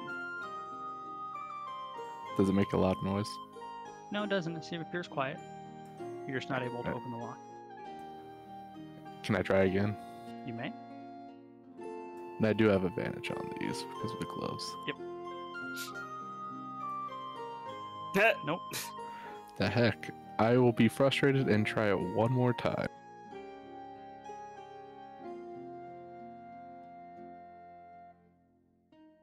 Is that a 5? Is that what you rolled?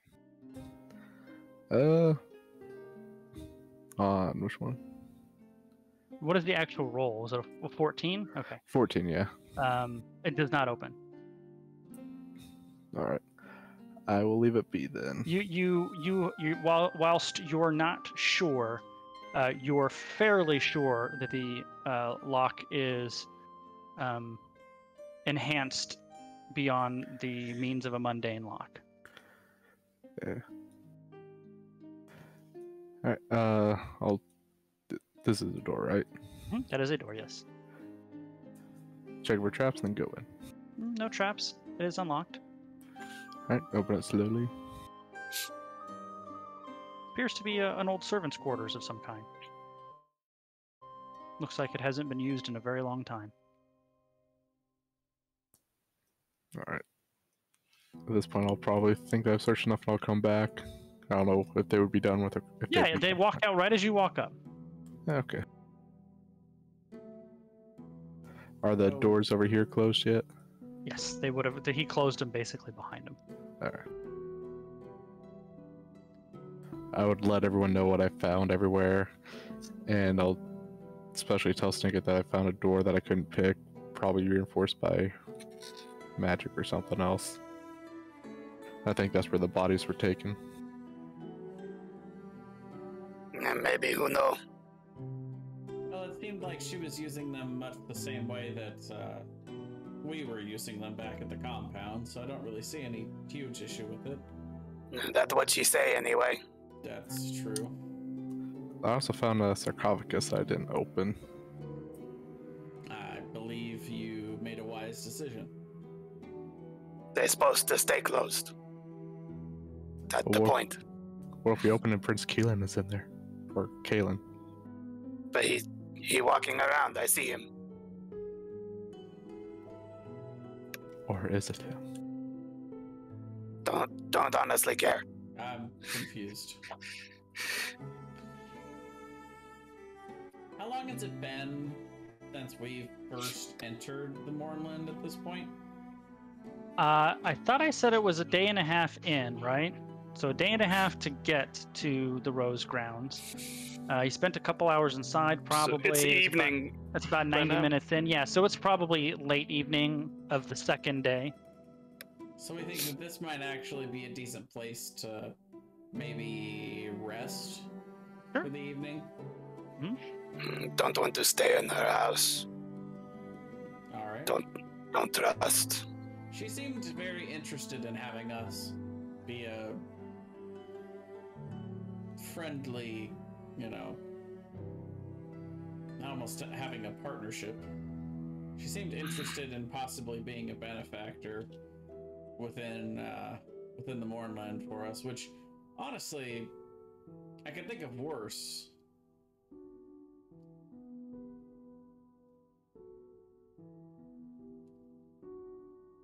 It wouldn't hurt to have someone on our side that's relatively close to the border of the Mournland. But to your point, I believe until we give her some reason to appreciate our company. I don't see a real reason for us to attempt to facilitate any kind of alliance with her. Don't trust her. Well, you don't trust most people. True. Keep me alive. Indeed. I keep you alive. Or Keep do me you? alive before I met you. It's probably also why your shop's been broken into so many times. And I'll start to walk back towards the Schnicket. wagon. Schnicket will cast mage. Schnicket will cast Mage Hand and try to trip Brath. Oh no, he's gonna stab you in the chest. Be careful. Just try to trip him. It would actually be a strength set, Oh.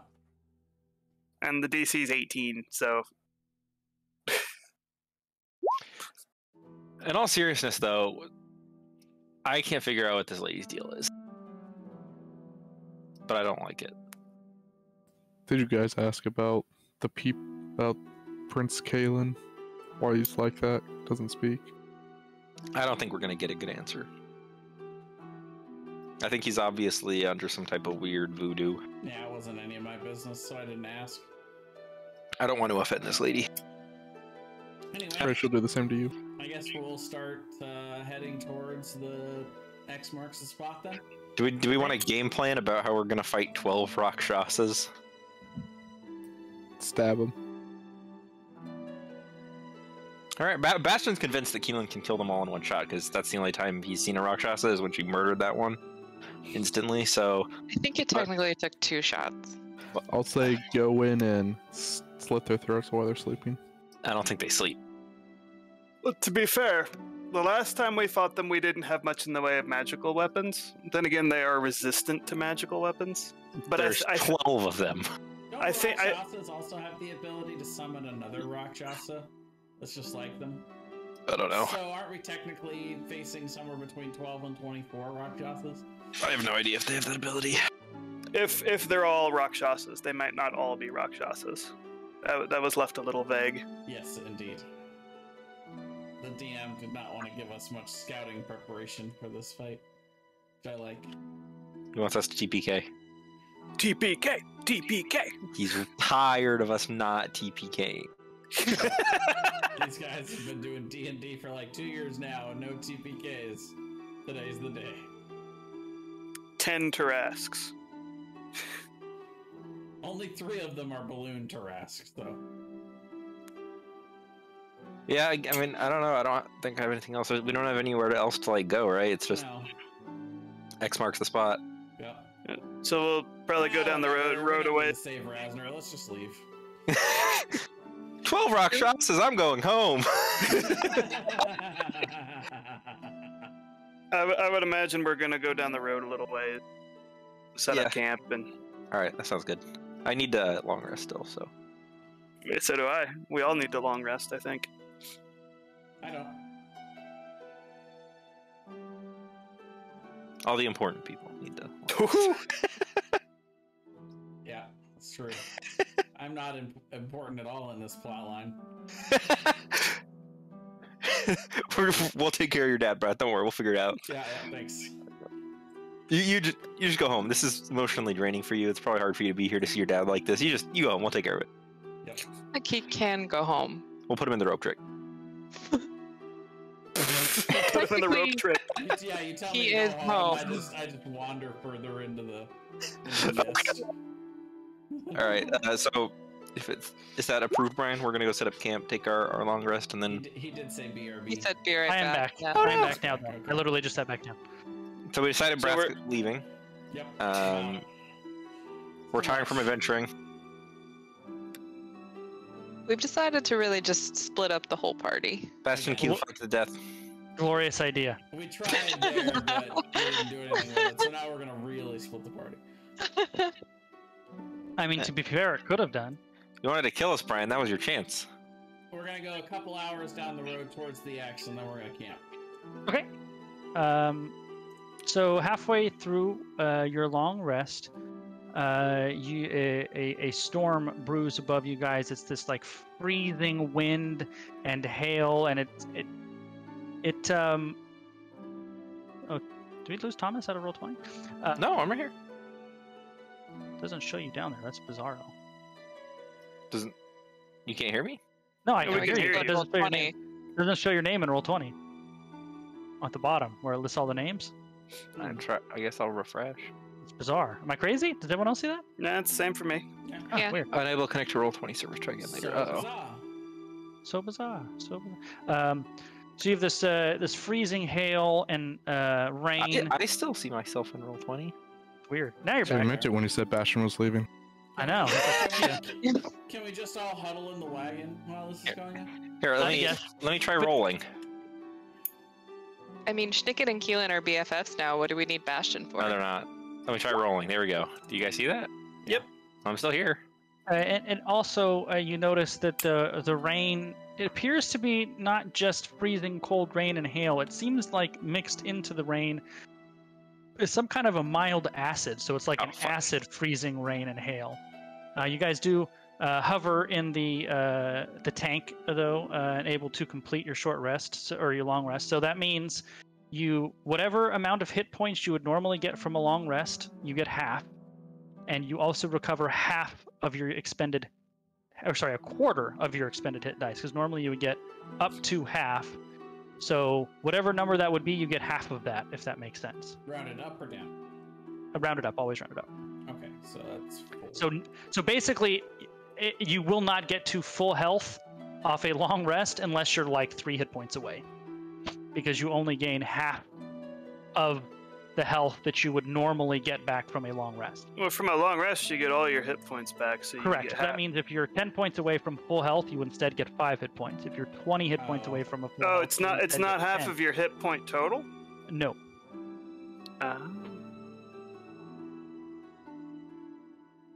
The Well, I need healing to fix is that then. halved. Does that include on a short rest too? On a short rest, yes. For hit die? Well, now when you guys are in the pocket dimension, though, Oh right. that's why you did the rope right. trick. You could drink some of the good bear wine. You could You drink go some of all the the good berry wine if you choose to. Keep in mind, 1 bottle is enough for 6 people, and once you pop open a bottle, it's only good for 24 hours. Did anyone? We still get spell slots and everything, right? Everything else comes back as normal, yeah. Did anyone need hit dice or HP so bad that we need to drink the wine? Not me. I was only down 12. Right, so now you should be Cool. down 6, basically. Yeah. Okay. Well, then I guess we'll make our way to the X. Is that within a day's journey? It is not within a day's journey. Let's go to that map. Dun, dun, dun, dun, dun, Yep. dun, dun. I was thinking Oregon Trail music. Oh. If I had it handy, that would make a lot of sense. Bad water, no water, dysentery. All right. Ethel Got has bit by a died. snake. A Mornland snake. Oh God. Ethel has died. So we said it was normally it's 25 miles a day in open ground. Oof. That you guys could double that, though, I think is what I said, right? Mm-hmm. Should we go like this? Go through the mountains? You could. Not with the wagon, no. No, we could do this though if we wanted. We could go like that. You could.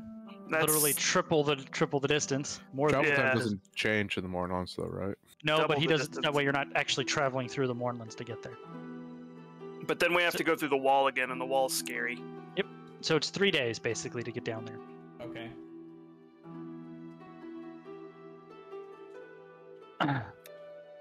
So you guys begin traveling south on the tank. The days pass somewhat uneventfully. You do see some odd creatures along the way. You notice both in the air and on the ground. Nothing really seems to bother you too much, though.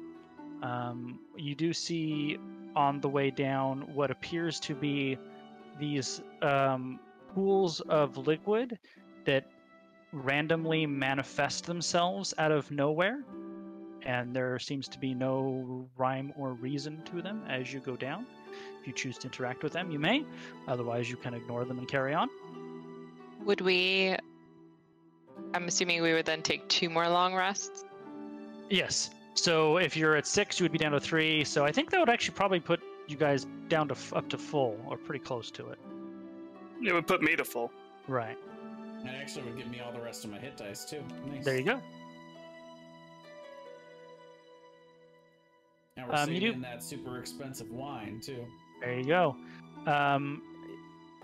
You also... I would, when we encounter, probably the second time we encounter one of those pools, I would stop, do a detect magic, and look at the pool and see if I can tell what's going on there. 1 second.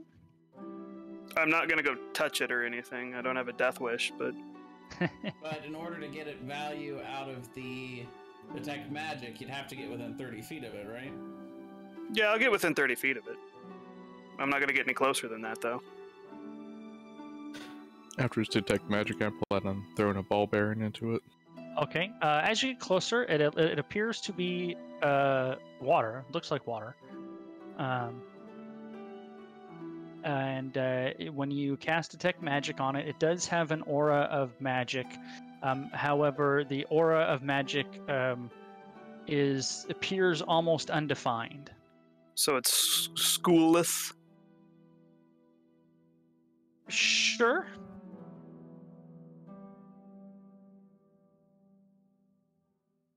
Well, to identify it, I would have to touch it, and I ain't doing that. See, that's why it's very important for all magic to go to school. Right, so it can learn what it wants to be when it grows up. Right. So yeah, after he does that, I'm gonna throw a ball bearing in. Now it's just Okay, unemployed magic. It splashes in the pool and kind of rolls to the bottom, but nothing seems to happen to the ball bearing. Do not trust those. Should probably not touch. Do we want to wait for it to disappear and see if the ball bearing's still there? Or if it takes a ball bearing with it? How do they appear and disappear? Like, yeah, they kind of seem to appear and disappear for no rhyme or reason. They last... What time frame are we talking? You know, some of them last 10 minutes, some of them last 20 minutes. You haven't seen any of them last longer than an hour.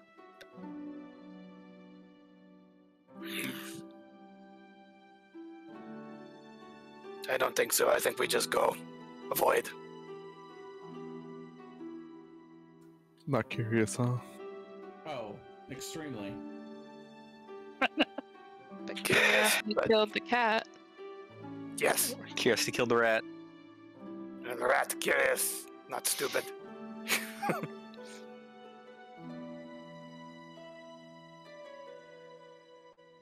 I'm gonna head back to the wagon and get it ready to go. Yeah, Before he heads back, I'm gonna start talking to Snicket, just making small talk. Are you sure you don't want to stay and look at this? Maybe Yes. that's fine if we do. Don't see how it could be useful or pertinent at the moment. Never know, it might appear in the middle of the road while we're going down on the wagon. Would be nice to know what happens. Cross that bridge when come to it. Ah, leave it a chance. Got it. Has it been 10 minutes yet? I'm still just walking to the wagon. Like, Yes, it has been 10 minutes. It still seems to be sitting there with the ball bearing just sitting at the bottom of it. Alright, I'll leave. All right. So you do notice a couple of the same kind of flying creature that you saw when you first came in, off in the distance. You never really see them up close, so you can't quite tell what they are. They don't seem to bother you. However, in the middle of the second day, you do see a very odd-looking flying creature. It's a fair ways away, but you see it fairly well because it's obviously very large. Hold on. are we on the second day, you said, of our Yes, 3-day journey? Middle of the second day of the three. Is there any sand anywhere? Any sand? Sand. Like sand, specifically sand, or like dirt? Sand. I don't think so. I don't think there would be sand. Okay. Plenty of dirt. I don't think sand. I need sand. An adult white dragon flies overhead. No, that's too boring. No, they'd be up in the north anyway, where it's cold. An adult Come on. flying hydra. Balloon Tarrasque. That's what it is. A balloon Tarrasque, yes. Oh, hold on a minute. I think I already did this. Oh no, you reminded him of his balloon Tarrasque encounter. He's like, I "All know. I was ready to go. Did I forget that? How did I forget the balloon Tarrasque encounter? The trick is to pop the balloons, but they have a 40 AC. Do you want witches? I can put witches. You fireball the balloons. They're inanimate objects. They don't get to make deck saves. I'm pretty sure the balloons were like invincible somehow. I forget how, but. All right, we've so- had this discussion. So in the middle of the second day, you're carrying along. It's windy. The weather is being Mournlandy and weird and erratic. Yesterday, you had a quick drizzle of blood dropping from the sky instead of regular rain. Today, it's clear with this kind of odd, inconsistent fog moving all around you and these random pools of what appears to be water disappearing and reappearing. And then off in the distance to the east, as you're traveling south towards the X marks the spot, you see this flying through the sky. Looks like a goddamn astral dreadnought mixed with a whale. It looks like some kind of weird toothed whale. It doesn't have wings that you can see or any way of generating flight. It appears as if it's swimming through the sky. Is it coming towards us? It is not. It is actually moving parallel to you guys, maybe even slightly away.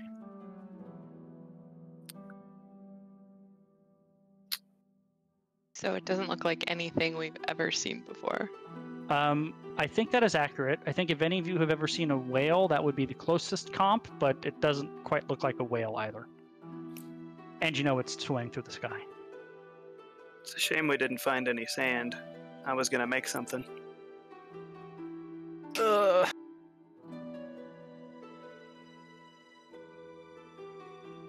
As best you can tell, you can simply carry on and not doing anything, and you won't encounter it further. But it is. I there. like it. It's terrifying, Brian. Why'd you put that there? It's like an astral dreadnought, but real. I'm gonna tell Keelan to shoot it with the heavy crossbow. No, I'm not gonna. Bastion will fire a bolt at it with his heavy crossbow. Eldritch Blast. How far away is it? Don't worry, I can't hit anything with my heavy crossbow. Hard to tell with how big it is and. I don't actually shoot at it. If you were I just kind of googled real quickly. How far can the average person see? The average person can see on perfectly flat ground in an open land about 14 miles. So I would say because of the fog, you're probably limited to half that, and I would say it's half that distance away, so about 3.5 miles away. Okay, Bastion Okay. does shoot at it then, but it doesn't reach. I was Not gonna say, even even- close. That's the highest crossbow roll I've ever made. I have a -2. Even How with fast- sharpshooter, I don't think I can hit it. How fast does it appear to be moving compared to us? Great That question. distance, that's gonna be hard to tell. 1 second. And is it moving towards us, away from us, It is parallel? moving parallel to you, slightly angled away. So if you both keep moving in the same direction, it's slowly going to move further away from you, unless one of you changes course. I'm not going after it. Yeah, no.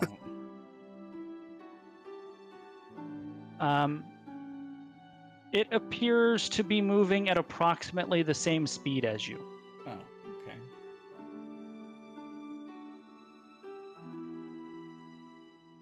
I'm sure we probably can't tell from this distance, but does it look like it's like scanning the ground or just like chilling? Make a perception check. Okay.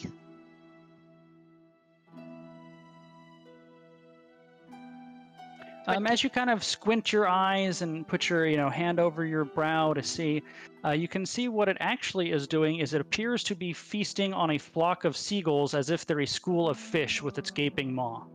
And I ran so far away. Yeah, I think we just power past it and hope it doesn't notice us. See, what I really find weird about this whole situation is that there are seagulls here. Did I say seagulls? I apologize. It should just be birds. I guess I Freudian slipped flock of seagulls because why wouldn't you? Sure. But it should be birds, just a flock of birds. I was about to say there's seagulls and no sand. No. I literally didn't even realize I said seagulls. A flock of birds. Seagulls will go so far inland, though. That's true. That's true. We are not near any bodies of waters, but we have plenty of seagulls that fly around McDonald's picking up French fries. Yup. Anyway, we continue on, hoping to not come across that thing. Carrying on. All right. So as you guys keep a leery eye on the flying whale, it slowly disappears to the east, eventually making its way out of your sight. You do camp for the evening. You're pretty sure that evening it starts to rain again, and this time it's some kind of a mucusy, slimy substance that you're not quite sure what it is, other than really gross. You wake up the next morning. I'll get a sample of it and analyze it with my alchemist tools. See if I can determine what it is. Sure. Make a alchemist check, I guess. It's whale snot. All right, so that sneezed 4 miles away. that would be, I think, intelligence. Yeah. Yes. All right, so I have a plus 15 in that. That's a 30. It is actually mucus. It Can I was tell? literally raining Oh. mucus. Oh, Can I tell what God. kind of mucus it is? Like if it's like from a Humanoid creature? Mucus? No, Oh, humanoid okay. mucus. Interesting. Well, it rained blood. I guess it rained snot too. Interesting. It rained blood. It did. It was playing Slayer. Oh, goodness. I don't know if there are any other metalheads that get that joke here. I don't think there are. Aaron, you know me. I'm a metalhead. No, you're This not. group of metalheads. So you listen- awake. Metal. I listen to Fallout Boy and all those guys. If this were my channel, I'd kick you right now. So you awaken the next morning, and it is still raining fairly heavily, but this appears to be just freezing cold rain and wind. But for the first time, it appears, as best you can tell, just to be water. I'll take an alchemist tool sample to try to confirm that. Sure. Which in itself is weird for 19. you guys at this point. It appears to be just water, very cold water. Ah, good. It washed off. Wagon. No more mucus. Oh, we have a rain noise. We do. This is what And puts me to sleep. And because it's through Roll20, I can do music and the rain. Nice. Yeah. We So actually that- just took that lady with us so she could keep playing the harp for us. I know, and it's funny, it's not even the harp, it's just the travel music. So as you're slogging through the rain, you're at the northern ends of what is referred to in the Mournland as the Field of Ruins, which is the western half of the Mournlands. This whole area was like a war front. And there were a number of battles, countless battles fought on this front. There was actually a battle going on as the Day of Mourning happened that literally laid waste to both armies, and they lay there sitting mid-battle completely undecayed. And so you have all of these armies and soldiers frozen in their various states of decay that they were when the Day of Mourning hit. This isn't the same battlefield we were at last time, was it? You were at the southern end of it, down here. Okay. Now you're at the northern end of it, up here. The Field of Ruins literally stretches here. It's not one battle. It is like it was a battle front. It's like a series of countless battles over the course of the entire last war, which was, of course, almost 100 years. But it was just these battles after battles after battles after battles fought on this front. And as you're slogging through the rain, you come upon a series of trenches, and standing in the middle of what appears to be a ruined battleground is a single Rakshasa. At his feet is a gnome or maybe a halfling in robes. You're not sure if he's conscious or unconscious, but he's certainly not moving at the feet of the Rakshasa. You guys kind of spot each other at a distance. He appears to have been waiting and looking for you as if he knew you were coming and he was expecting you. He reaches down, he does something, and then he turns and runs to the south. Without He leaves the gnome? He leaves the gnome there. Oh, he How did. far away? I will tell you in one moment. Jeremy is so dead. Bye, Jeremy. Poor buddy. Who? No, I'm kidding.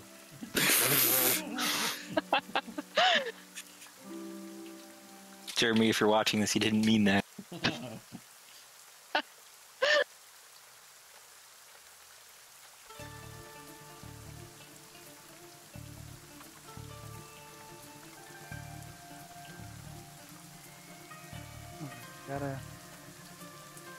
I gotta check something here real quick. This music is very Rakshasa-y.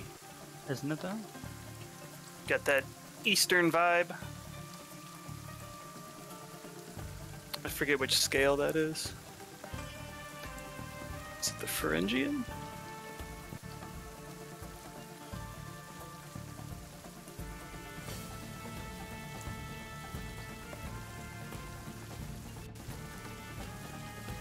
Well, I think I have everything. Persian scale. revealed. Great.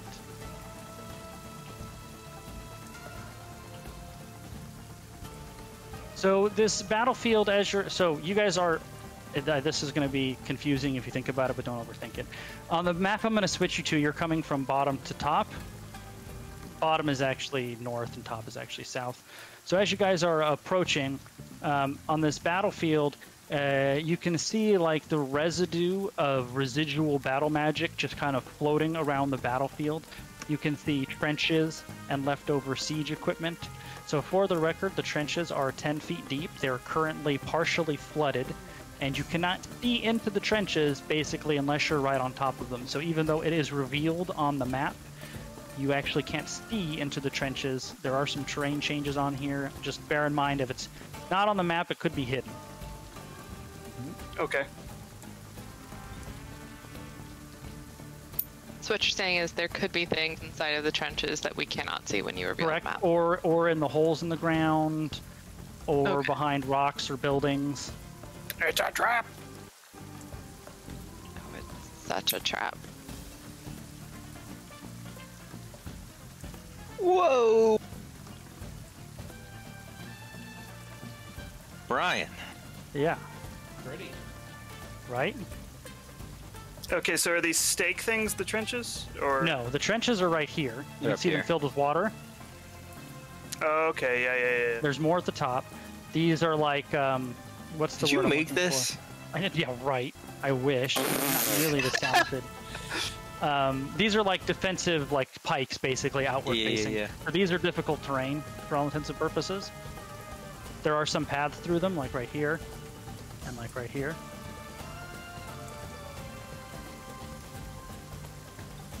Who am I missing down there? Oops. Is there any raw wood about? Aaron. Well, there are a couple trees up here on the other side. I would be raw wood. Define raw. Is there any raw adamantine about? All right, I think I got That's it not what I here. meant to do. Okay, range 120 feet. Okay.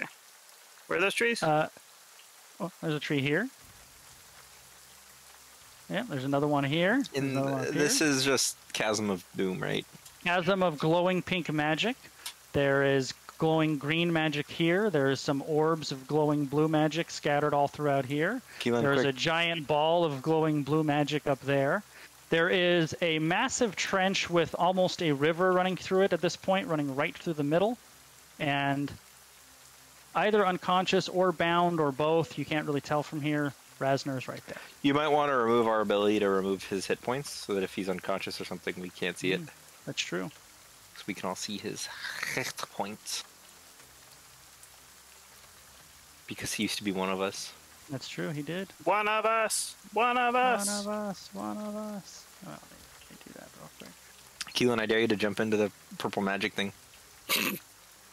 I'm just gonna put like a grease slick right next to it and just roll Bastion into it. I don't think you could. Make a deck save. I don't think you could move me, and I'm so perceptive. I would spot it. Nothing goes over my head. I would catch it first. I help her do it. You see me? I don't know if either of you could move me. All right. So what are we doing? I guess I will cast haste on myself. I could take one of us directly there if we would like. I've already casted haste on myself, and I'm running towards Rasner. How deep is this pit, and how big are these rocks? The pit directly in the middle. Yeah. Is about 10 feet down. Ooh. But it's just much wider. This is such a cool map. This is a very cool map. These rocks are fairly large. Somebody could easily be hiding there. And these are trenches right here. I don't know where you're pinging. Where? Right here. Up, do it again. I'm gonna. Yes, those are trenches at the top. Yes. So there's basically two series of trenches where the two sides were fighting. The one at the trenches at the top, trenches at the bottom, and then the middle. It's kind of like a no man's land where a battle happened. Okay, so there's no way we're bringing the wagon into here. Well, you could probably like have it where you guys are at now, but yeah, I don't think you could realistically get it much further than that. Yeah, so we'll disembark from the wagon probably right here, and I'll make sure to lock it up tight. I'm gonna extend my hand out to Keelan and say, shall I take you to your friend? I'm basically already there. I go 120 feet around. I would say,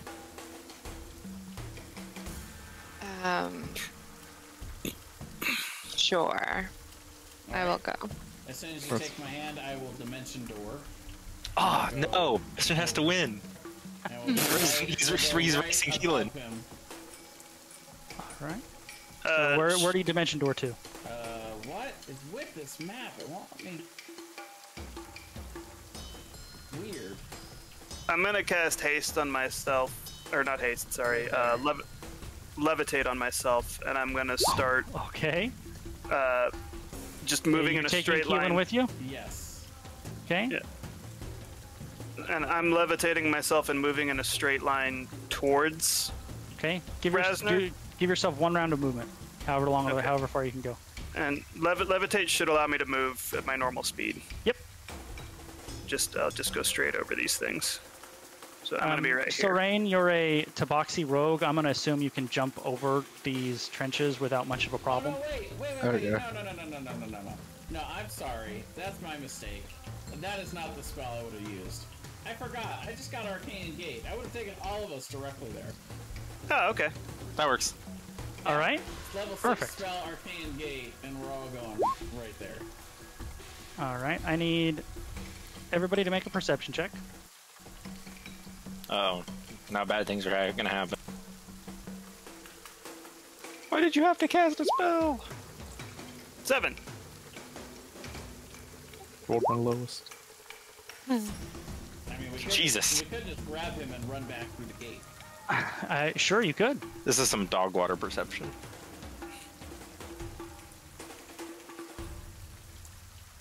Is that what we want to do? Are we getting him and getting out, or? I don't know yet. So How we'll long say- does the gate last? So we'll just remember the gate is right here, where we were, and the gate is gonna appear, like right there. How long does it last? I believe it's concentration up to 10 minutes, Oh, okay. and it can only be seen from the outer bits. So people would only be able to see the gate from like this direction, but it would be invisible if you were looking at it from this way. You would just see us appearing there, like we teleported. I So think this is what it'll be like. Same thing here. You would only see it from below and not from here.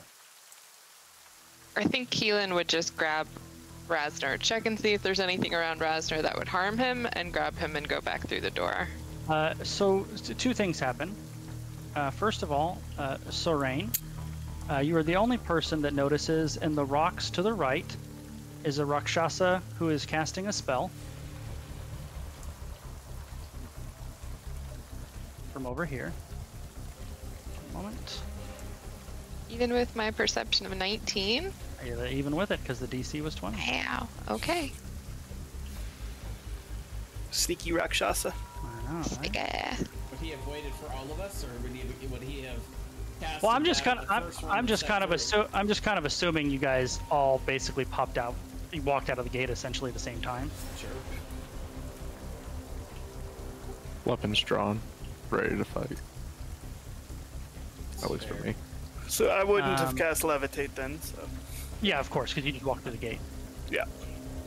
Is Bastion still hasted? I guess so. I think I would be. Because you're anticipating danger. Yeah, this looks all kinds of What bad. do you mean? Sussy. It's a little sussy. Never in D&D do you encounter pools of glowing pink magic and there's not something sus afoot. So what level is Arcane Gate? Because he wouldn't have known what level it was, so he has to make a piercing spell or whatever. It's So a sixth. sixth level spell. Alright. So then it would be DC 16, Yes, sir. and he fails. The second thing that both Keelan and Sorain notice, descending from above through the fog and the rain, The whale? is not the whale. That would be way Two too. whales. Is a creature none of any of you have ever seen before. It's a large creature with almost a squid-like face and giant wings. Cthulhu. Cthulhu is descending upon us.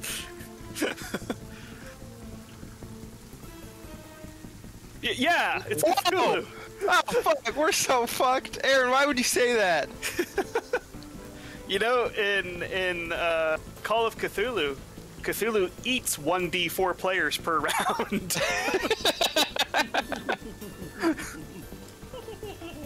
There's no save or nothing. That just happens. It could literally TPK in one round if Take there's only Rasner. 6 players. Oh, yeah. And as it descends, it takes its action, and it uses this Ooh, what is it called? I will tell you. It uses this on Breath. Oh my god, that's so much reading your That's a fuck's breath. book. And Horrid then we- mind. Droxa. Oh my. It's literally One Cthulhu. wisdom save. Oh, it's just Feeble Mind, but worse. Alright, well, here we go. Nope. Yeah, I can't even help that for you, unfortunately. No, I wasn't even close. If the target... So, hold I need to read this thing. Ooh, Okay. Arcane Gate is gone. Oh, okay, so it's like a flesh to stone, but with the effect of Feeble Mind instead of turning you into stone. So you must make a save every turn. On 3 saves... So it's like Contagion, kind of. Yeah. Ooh, that's scary. I gotta say, Brian, I wasn't expecting to fight Cthulhu when we came out here. I thought it was gonna be some Tiger Boys. Oh my god, are they sacrificing Rasner to Cthulhu? And now I need everybody to roll initiative. Oh, well, I don't do that very well.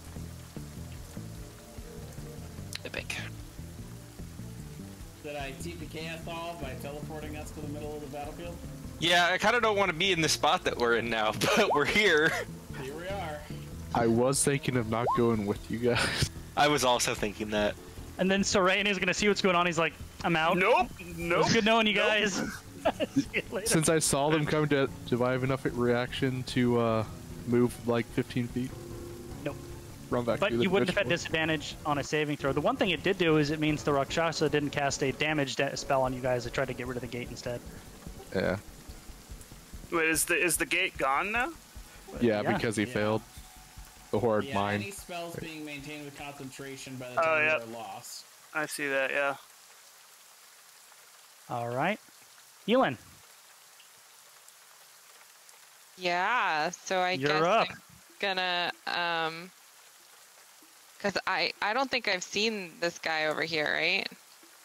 You have not, no. Okay, only Serene has. So Right, this this thing is this 60 big feet bad- directly above you, basically. Ooh, guy.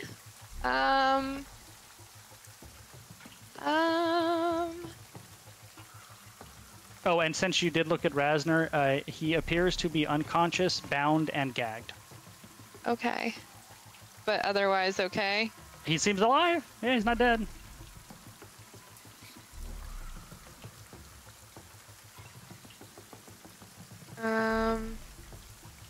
Sorry, there's a spell that I wanted to use, but I think I have it. I think I don't have it on this. I think it's a boot spell. But I will just shoot at it twice. Okay. Say it so hesitantly. Oh, I guess it just rolls. Are you going to move at all as well, or just attack for now? I think.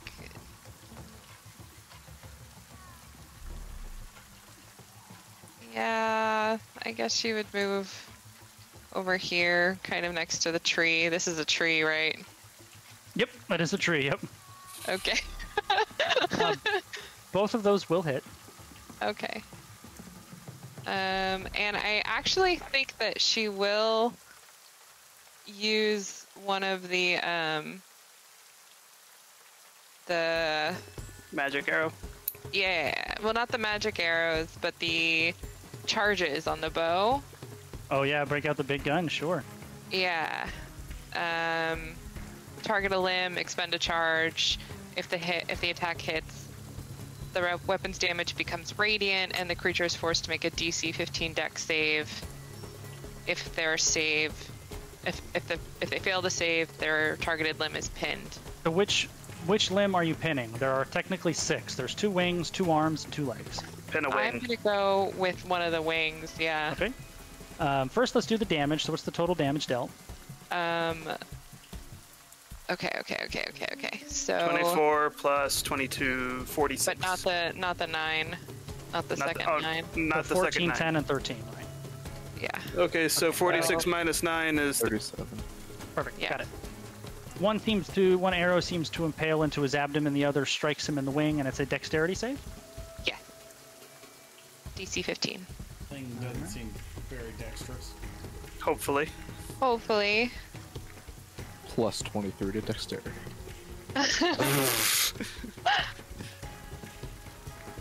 Ah. He's got a +2. I mean, it's not amazing, but it's not horrible. Is that it for Keelan? Well, he has to make 2 of them. Oh, you did on both or just one? I did both. So you used Did I 2 not say charges on it? both? Yeah, because I have 4 charges total. Okay, sure, yeah, absolutely. You targeted, we'll say, one with each wing, hoping to nail them Yeah. both and let them fall. Winged Yeah. him twice. God. Oh my god. Doesn't matter, but it was worth a shot. Yeah, worth a shot. Yeah.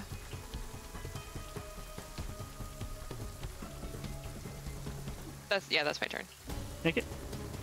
So I need a ruling here. I'm sure you do. If I were to cast Wind Wall, but I wanted to do it vertically with wind pushing down. You want to bring him down toward you? Yeah, I want to get him out of the sky. Okay. Put wind wall up there. I mean, there's no. I don't see any reason why you couldn't, unless it says it has to be anchored on something. Rises from the ground at a point you choose within range. Okay, never mind. Yeah. Yeah. Okay. I So can't see anything. Never mind. That's a bust.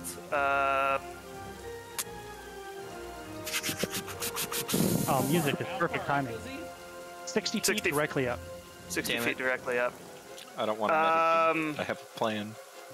Can You can't metagame. We all know Bastion never has a plan. Thomas has a plan. But I can't say it. so I would assume what happened to Brath would be a magical effect, and You I could would assume that pretty strongly, yeah. and I would attempt to dispel magic on it. Okay. Put Dispel Magic up there for me, please. Use one creature, object, or magical effect within range and spell. It is actually not a magical effect. It is an innate ability. Okay, well that's what I would have done. So, poof goes the spell slot, and that's my turn. Are you moving? Or are you staying put? I'm moving. I am moving. I haven't seen the Rakshasa over this way, away from that thing. All right.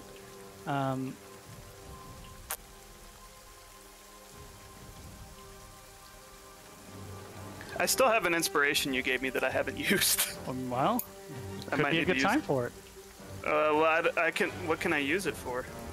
You can use it to add a D6 to any D20 that you roll. Okay. Aaron, roll a D10 for me, please. All right.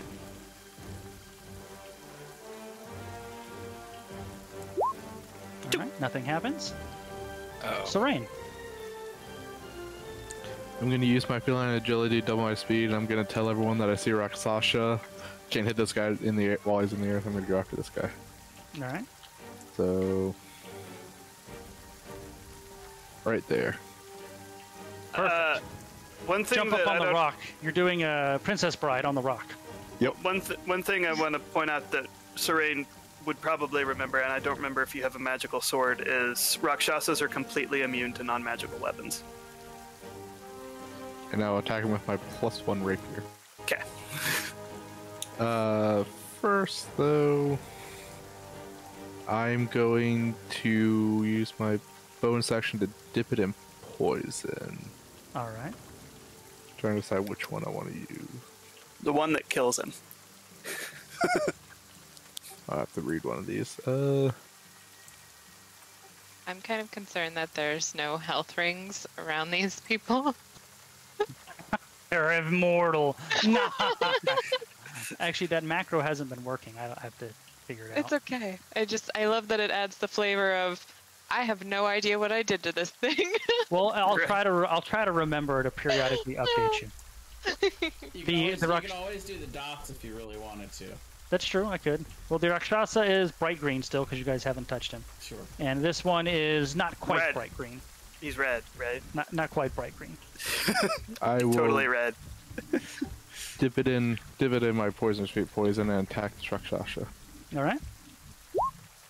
A 22 will for sure hit. One moment. Rakshasa. Rock lobster. Right.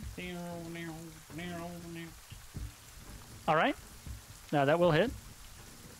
Alright, the poison damage on it will be after a DC 14 con save. He failed the con save. So he takes 21 damage and he is poisoned until the end of my next turn. He has the poisoned condition. Excellent. Well, Rakshasas are not immune to poison. Surprisingly, most fiends are. I know, right? I wonder if this big guy is. Is that it for you? That will be it. Brath, I need you to make a wisdom saving throw. Oh, buddy. If you get it, the target is frightened and unable to speak intelligently, instead babbling and sobbing uncontrollably, and rendered incapable of normal speech and spell casting. Blah blah blah. So you have failed one. So you are frightened this turn, and you are unable to do anything magical. You can still act otherwise. I would like to try to untie and rouse Rasner, if I can. Okay, you can definitely untie him. He does not seem to rouse. You guys see Brath moving and crying as he's trying to unwrap Rasner. Shaking him.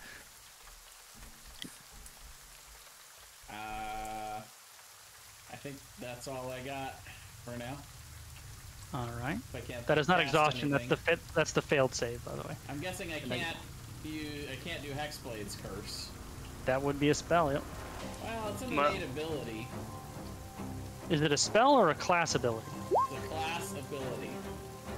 Alright, first off, you get the ability to build as a bonus action. You function to 20 feet, starts first.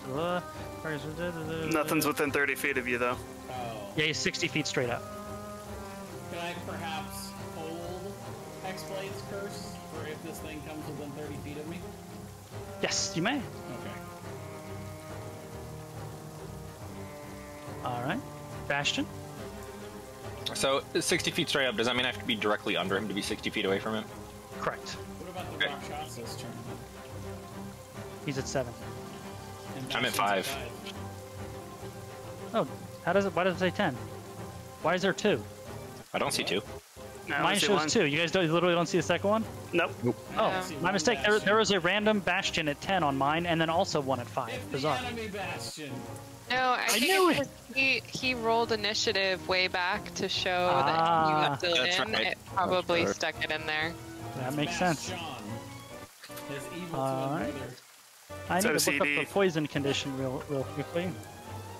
It's disadvantage on attack rolls. God, I actually hate it when did old that PCs come back an into ability game. check. Okay, perfect. The Rakshasa, having no interest whatsoever in fighting with Sorain one-on-one, will cast Dominate Person on him. Oh, I wish I had counterspell. I can't cast spells. Oh, Yeah. it hurts. It hurts so much that I can't cast spells. So Sorain, you need to make a Wisdom saving Wisdom? throw, DC 17. Eek. Sorry, guys. Oh, Wow, this is really not going well for us. You found our weakness. Wisdom. Wisdom saving throws, apparently. Not a very wise party. hey, did I give a ring of free action to someone? I think it was You gave Rain. it to me. That might save you here. I'm not sure. I don't think it will.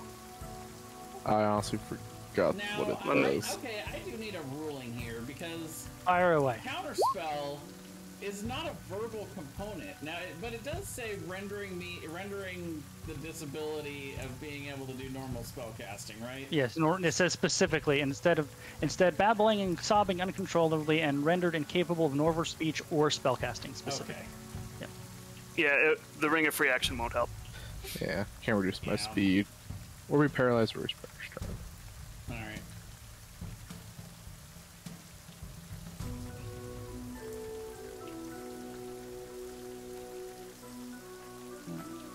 What sucks about that is that my counter spells are automatically at level 5, so I wouldn't have even had to roll for it. But Now, Bastion. All right, I will get 10 feet this way, stand under him, and I will try to polymorph it. Ooh.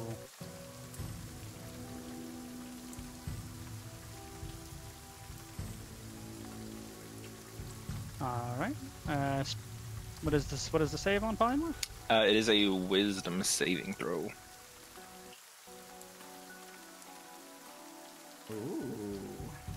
Legendary resist. I knew that was coming. Yep. But you got to make them burn them, right? And then with my hasted attack action, I will fire my heavy crossbow at it. All right. that's Pretend does normal. Not hit. I have no other way to hit it. for 0 piercing damage. I have a -2 to damage.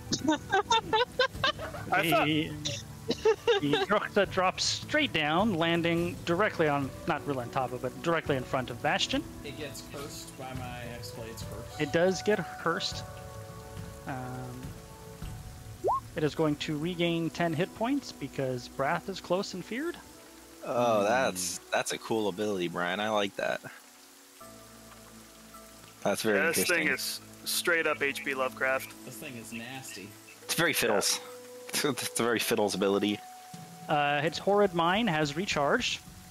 Oh, great. Man, this is really not going well.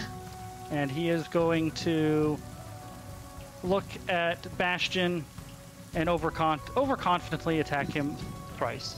Good luck, buddy. Overconfidently. No. All right. My AC's 28 right now, Brian. Just so Good to you know. Healing. So I'm assuming that Serene pointed out this guy and Keelan has seen him. Mm-hmm. So she will take aim at him instead and shoot twice. Oh, I apologize. I should have specified. After casting Dominate Person, he instructed Serene to go kill Schnicket. Oh, fuck. Okay. Well, Keelan has shot at him twice. So that's 25 and then 11. Not the 14 piercing, yeah. I really need to figure out. I'm having so many problems. Yeah, clearly. Both of those will hit, so I do need to know how much damage it is. Okay, so... No sneak attack. 5. It is no sneak attack, because Serene is not a threat. Yeah, but I didn't actually have sneak attack checked. Perfect. It's auto-rolling damage, which it's not supposed to do, so I'm going to fix that in a second. But 25 plus 36. 11. Yeah. So 36 So 36 total, yeah. And he has to make concentration. It would be 2 different con checks, though, for each amount of damage. Is he good? Yeah. I think he's good. 13 is just high enough to pass the 25 damage. It'd be a DC 12. Yeah. Yep. Brian, I would retcon if you would let me. If I knew that Serene was going to try to kill Schnicket, I would have moved between them. Would you have heard the command from 60 feet away through heavy rain? No, Also, probably you can not. speak it telepathically as well. Yeah, he that's totally fair. Yep. Yeah, there you go. All of those things. I didn't want to make you retcon. That's what I would have done. But I would not have heard it. I'm assuming he would have done it telepathically, if that option was available. Is that it for Keelan? Yes. You say it so hesitantly. Look, I was trying to fix my damage, and it's... Anyway, yes, I should be good. You still haven't fixed that thing? I'm having so many problems with my weapons. Like, it keeps changing, and now it's auto-rolling damage. I don't understand. Brian, you want to try just duplicating her character sheet and giving her the copy and see if that fixes it? Sure. We can do it after. Auto-roll damage, if you click on the cog, it's the fourth one down on the right side. I did, but I don't know how it... I didn't do that. I didn't change that in the first place. But it's fixed now. So after Keelan's turn, the Druxa will use a legendary action. Oh, that didn't post for some reason, but I'll post it up there. Wing buffet. Sounds yummy. So that is Bastion, Brath, and Keelan. Schnicket is out of range. Yay! Pretty sure. Am I Does it also hit? am I able to use my spear to add my proficiency bonus? To Absolutely. I don't see any reason why you couldn't. Okay. If I was hiding behind the tree... I will wait. I will wait just a second. God. So Bastion is fine. Keelan is fine. Brath, I you're will... pushed 20 feet. No. I'm going to use my thing to give him my intelligence modifier. You don't want him thrown into the river? Flash of Genius, so that becomes a 22. That's big, too, because that lets me continue to use my spear in that way. It's huge. Yep. So and also, you're not thrown into a river. Well, sure. I mean, my winged boots, I don't think would let me do that. Oh, that's true. So this is at the end of my turn? Yep. So Okay. after your turn's over, it does it, basically. Yeah. I was going to say, because if it was still my turn, I would have moved. No, legendary actions are specifically at the end of the turn, yeah. But we still take half damage. Yeah. Yep. So everybody who passed takes... oh, it didn't even roll the damage. 7 force damage. Well, 2d10 plus 6, so 10 force damage. Well, it did 2d10 plus 4. Why did I do 4? It's bizarre. Oh, I don't know. So it'd be one more. Yeah, one more. Yeah. Let me fix that real quick, though. It's bizarro.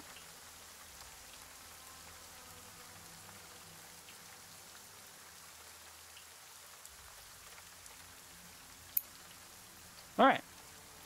And that makes it Schnicket's turn. Okay.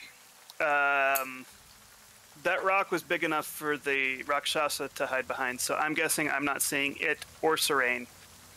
Probably not from your angle, nope. and I don't know that Serene has been dominated. Of course not. So, you wouldn't know that. So, Actually, you would probably see Serene because we did say he kind of jumped on the rock, but you would really wouldn't see much more than that. Yeah, but I don't think I would have the wherewithal to be able to look at him and go, he's going to try to kill me right now. No, you almost were just thrown into a river. I know that wasn't you, but you just saved Wrath from being thrown into a river, so you probably weren't even paying attention to him. Well, there's that, and this big guy is real scary, and I'm like, he's going to go deal with the Rakshasa, that's fine.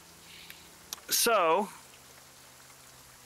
I'm going to use my action to pull my Eldritch Cannon out. We're going to make it a ballista. Okay. And I'm going to plop it right there. I should say, Aaron, that inspiration, you can actually use that. I think pretty sure inspiration is D6 on anybody's D20 roll, FYI. Oh, okay. Anytime any of you guys have to roll a D20, you can burn that and give them an extra D6. Okay, cool. I am going to pull the Force Ballista out, and it's going to shoot at Cthulhu. All right. Does a 30 hit? 30 does hit. So that's 31 force damage. All right. And it's pushed 5 feet away.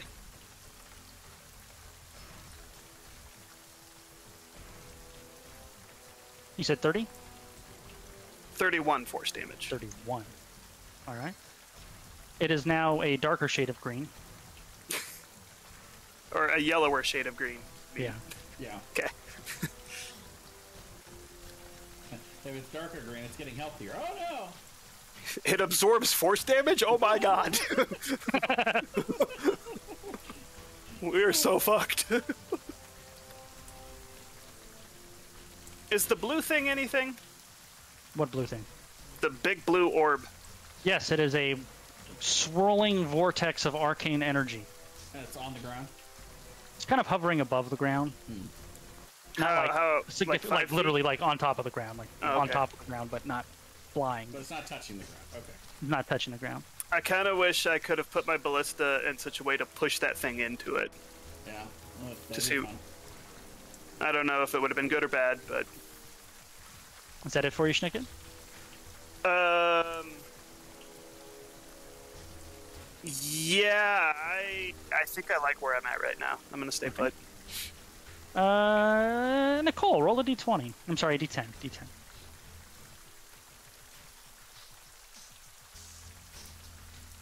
Okay, nothing happens. It's the rain. You are commanded to go kill Schnicket.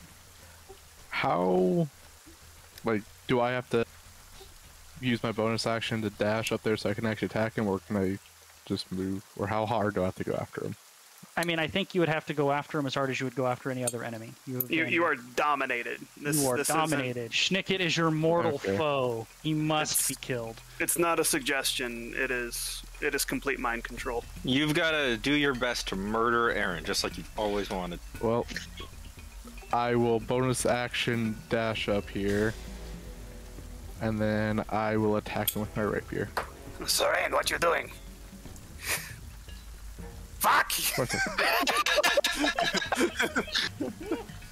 the fuck you doing? I hope this doesn't count as him being surprised either. I have the alert feat. I cannot be surprised. Okay, good. So it's not automatic crit.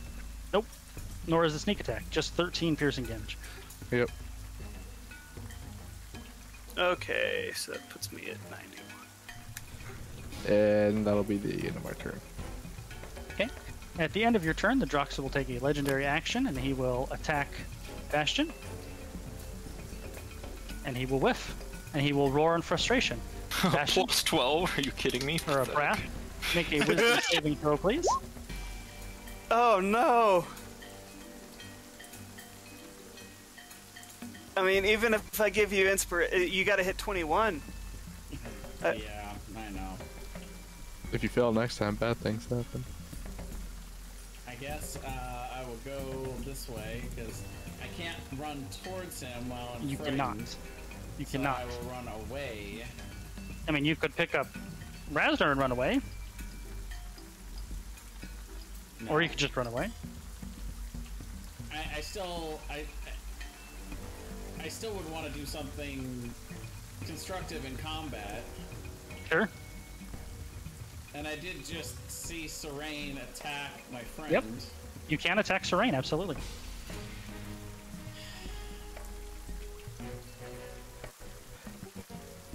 You could even just try to grapple him or something.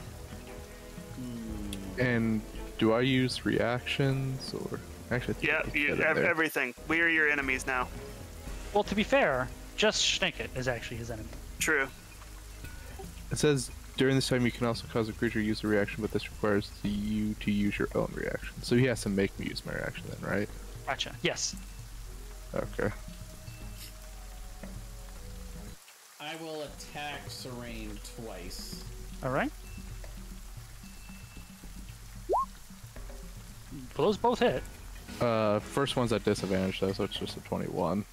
Oh, good. But But they still both hit, right? 21 does it? Yeah, unless he makes me use a reaction. Nope, he will not.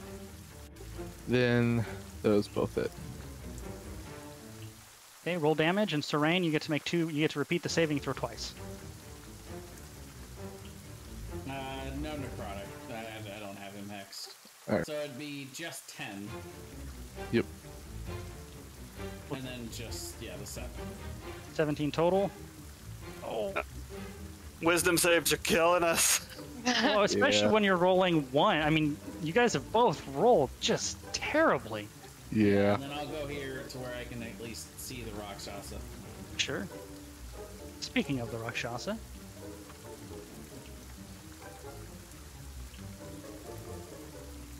What is this music? Yeah, this music is definitely not right for this fight. This is not reflecting how stressed I am in this moment. Let's try this one. It's very calming. This song is called Frozen Death. How's that one? That'll work. Can I use a bonus? That's a little can I upbeat use for me. a bonus action for second wind? You can use a bonus action for second wind, but it will be halved. Sure.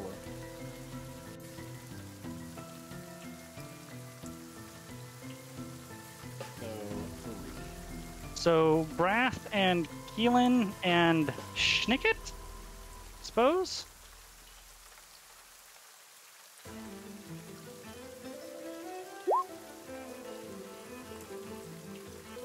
You make I a would DC also have to 7. do that, right?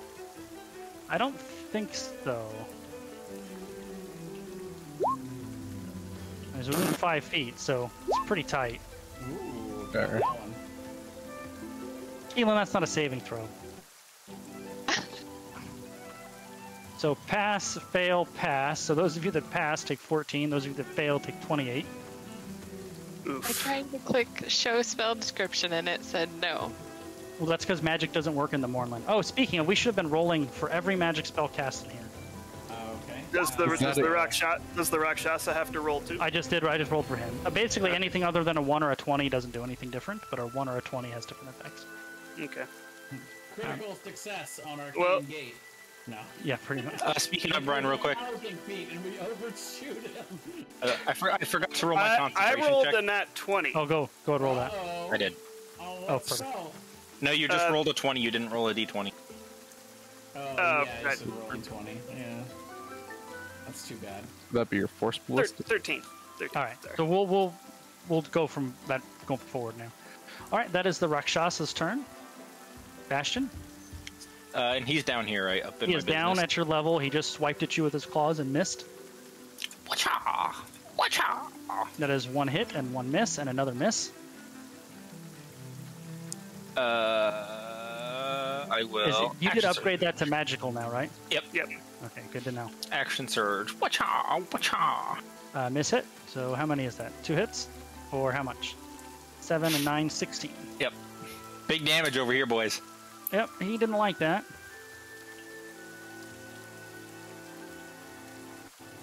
All right, on the Rakshasa's turn. He just went. No, I'm sorry, the Drox's turn. Cthulhu Jr. I meant Cthulhu Jr. is correct.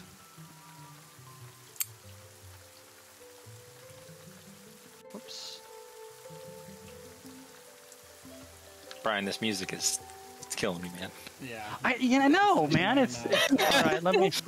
But you know, it's funny that the playlist is intense, and it's not. It's really not. This sounds like a background track to the Disney's Frozen. Frozen death, Disney. It does feel a little whimsical. All right, let's try this one. We'll go back to the generic combat one. This one was supposed to be like more dramatic or whatever, but it obviously was not. I think it depends on what aspect of drama they were emphasizing. I guess so. There you go. How's that? A little better. All right.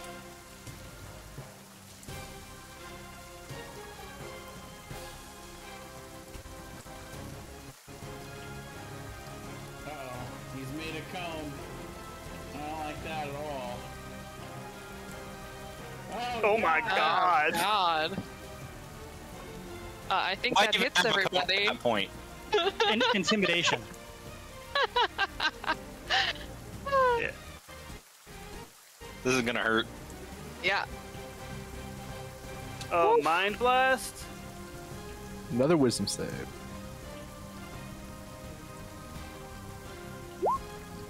Oof. We're just rolling terrible on these wisdom saves. I'm going to Flash of Genius myself, so I pass. Nice. All right. How many Werthers you got? 2. Yeah, such a genius. All right. So 68. Oh my gosh. 30 psychic damage if you fail. I mean, If you yeah. pass, there is no damage. Honestly, that could have been a lot worse. You also, if you failed, cannot take reactions for 1 minute. Well, it says you get to repeat the save for that, though. Yeah, at the end of each of its turns. Cool, Yeah. more wisdom saves. I cannot pass that. I can't pass it either. Plus 5, and I'm still just whipping on everything. Keelan. Okay. Wouldn't Serain get to remake his save from taking Oh, he damage? took damage. Absolutely. Make a. No. Not with that roll like that. I have to make my concentration check. Yes, you do. You're good to go. Okay, Keelan's gonna run up there and shoot twice at the Rakshasa. Crit his ass. Yeah, I'm trying to see if maybe there's a good spell for this, but I think just hitting him is gonna be best. Both of those will hit, yes. Okay.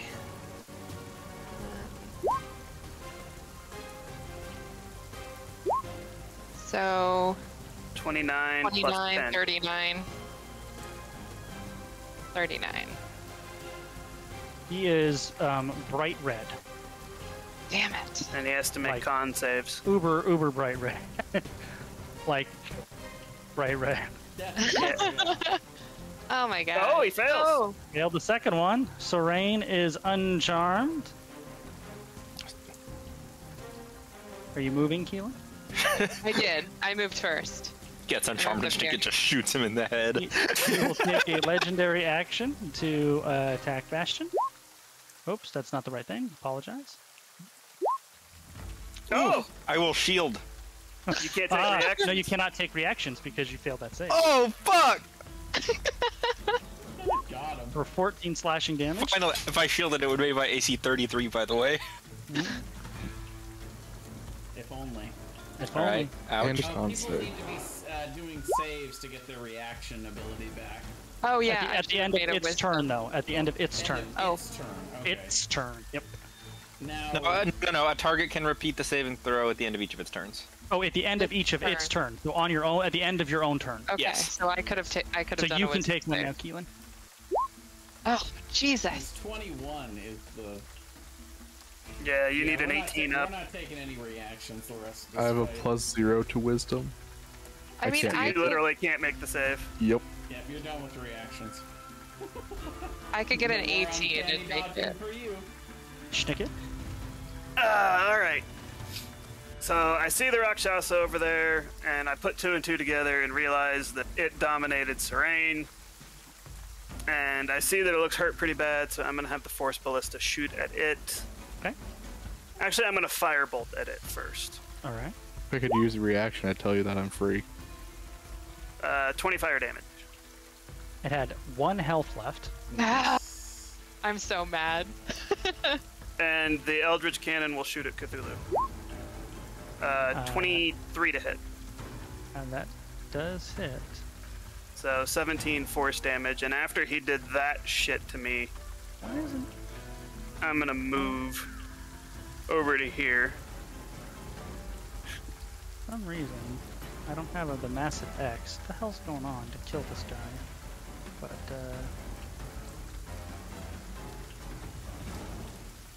I'm gonna stay one square closer. I'm gonna be within 60 feet of him. Why is that? For spells. Huh. Did you flash a genius yourself on that thing? I did. Okay, so you're the only one who can use reactions. Well, I Flash of Genius when he cast it to pass the save. Yeah. So you're never under the spell. Yeah.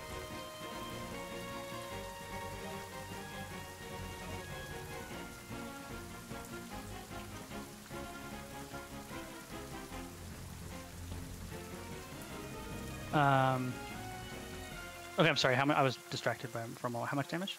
17 force damage. 17 force damage. And he's pushed 5 feet. Okay. Is that the end of your turn? Yeah. Yep. Okay. He will make a legendary action to make a claw attack on Bastion. Does he have reach? He has a range of 10 feet. Yes, he does. Okay. 22. Nah.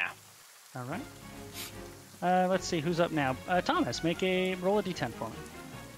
Oh no. Oh, awesome. Oh no. now roll a d12 for me. These are the hands of a clock, by the way. 12 Rakshas. No, 7 Ooh. Rakshasas. So 7 o'clock would be 1, 2, 3, 4, 5 would be,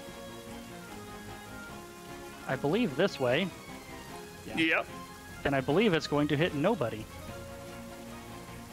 A massive surge of lightning streaks out from this arcane orb and shoots directly between the Droxa.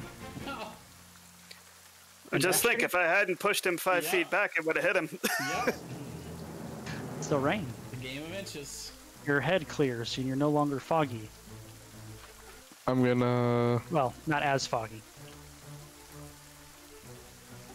I am going to use my bonus action to dash, get over here, pull out my short bow and shoot him. Alright. I'm gonna dip my... Actually, I already used my bonus action to it. So yeah, I'll shoot him with a short bow. You won't have sneak attack right now because Bastion's not in melee. Yeah, You no. will not, and a 19 does not hit. Okay, Oh, that's good, my turn. Alright. made a scary guy, Brian. Uh-huh. DC 20 to hit him. He will Great. use another legendary action to swipe at Bastion. Whew. 3. Nope. Just missed, huh? I'm so fucking armored. Brath, make a wisdom save, please. I will. Check it. What was the DC for that? It's 21. 21. I'm gonna use Genius For to the pass. Control mind thing? Yeah. No, for the Maddening Mind. Yeah, that was 21. Yep. Yep. But he's Yep. going to Flash of Genius you, so you pass. Oh, okay. So you are free to do whatever you'd like this turn. Good thing. If you failed, you would have been paralyzed. Well, remember, this turn, it keeps going until you either fail 3 or pass 3. Yep. And he's failed 2. Do I know if the effects of that would continue if this thing was on a different plane of existence? You don't know. Okay, well, one way to find out. You gonna banish him? I'll try. I think that's a charisma save. DC is 17. Damn. Of course. Wow, the charisma on this thing. It is a very charming squid face. Oh my god. Gets all the squid ladies. I'm so angry. It's all the squid ladies. Then it will use its last legendary action, and it will attack Bastion yet again. It will fail. He will roar in frustration. And now it is Bastion's turn. All right. Well, so it looks like it's pretty much dead, right? No. No. It is somewhere between green and yellow. I hate to bring this up, but shouldn't it also have been regaining hit points? No, only at its turn. That was a legendary action. Oh, but did it last? It still can't use reactions. Oh, it didn't last turn. You're right. Yeah, it should have. Hit points. Yep. And it is. Looks like it is going away, right? What? Where does it look like it's going to? Do I know? I shot it with the Force Ballista. That's yeah, why it staggered backwards from the Force Ballista. Okay, perfect. I will cast Wall of Force in between me and it. Okay, what does that do? It can fly. I can make it a dome. Okay. I can make it a hemispherical dome. So what are you doing with it? I will make it a hemisphere. Like, that's not how you do a hemisphere. I will do it like this, but only one half of it. Only the half that's facing it. I can only do half of a circle, So are you trying to put a dome like over the top of it? It can be a hemispherical dome, so I can do half of a dome. Well, right. So half of a dome, not half of a sphere. Yes. Okay. I just want a wall between me and it. I'm just trying to buy time for everybody to damage it. Well, that lasts up to 10 minutes. Can we shoot through it? No. By the way, a hemispherical dome does go all the way around. Basically, it's a little shield over him. It's a bubble. Yeah. So you're gonna put the bubble shield over yourself or the guy? Over me. Cthulhu or you? Over me. That's a fine picture. Yeah, he's drew a circle there. So that's it for you? Yeah, but it's only half of that. I don't know. I won't let me draw a A hemispherical dome would be from the ground up in a circle around you. Yeah. Yes. A hemispherical dome. So basically, it's completely encircling you. You're in a little bubble. Here. I think this is what it is. Like this. Yeah, you're standing in the middle of that. Oh shit! I just realized this is a problem because I can't go through it either. You cannot go through Okay, that. change of plan. It's Right. we're gonna just make it a wall between me and it. Okay. I'm just slowing it down so everybody can keep shooting it. You could put the dome over the top of it. But then we couldn't shoot But at it. It's only hemispherical though. I can't put it all the way around. Well, no. He would have to dig. Yes, Sphere. you can, He'd have to dig through the ground. but Yeah. How tall is he, Brian? Is he more than 10 feet high? Well, he is whatever the next size up for large That's is. definitely more than 10 feet high. That's more Fuck. than Okay, 10 that's feet my tall, mistake. yeah. I didn't understand the spell when I was reading it. It is So free floating, so it doesn't have to be on the ground. You're totally right. Instead, I'm gonna go whack it. All right. I just don't. I think it's too big to fit in my dome. I apologize. I read the spell incorrectly. No worries. All good. Miss, hit. Ah, fuck. 7 damage. That's all I got. All right. On its turn, okay, how far is Bastion away? He's within 60 feet, so it will gain 10 hit points. You mean breath? Oh wait, I gotta But make my he's- save to get He's reactions. not frightened of him this turn, though, right? Oh, you're right. He's not. So he doesn't get the hit points. Very good. Make your save. That's wisdom. Nope. God, you need a 20. So being frustrated that he has been unable to hurt Bastion, he instead is going to make an athletics check to grapple you. So make an opposed athletics check. Good luck. Oh fuck! You got cocky. Rolled a 3. Oh, this is looking so good. Whoa! So that takes one of his 3 attacks you could not have rolled that high. to grapple, and then he will use his second attack to throw you at Sorain. Oh, that's awesome. So at 15, does a 15 hit Sorain? Nope, it misses. Okay, so it misses. You go. Yeah, this rain's over there. This Yep, is so- perfect music for that, by the way. Right. So you go the full 40 feet. So you land 10 feet behind him. Ow. Keelan is audibly laughing. Yeah. Like laughing and crying at the same time because like we're about to die, but Yeah, she's taking a good amount of damage, but she is. This is the way she wanted to go.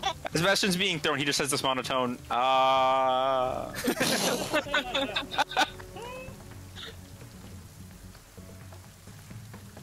Oh, dex save.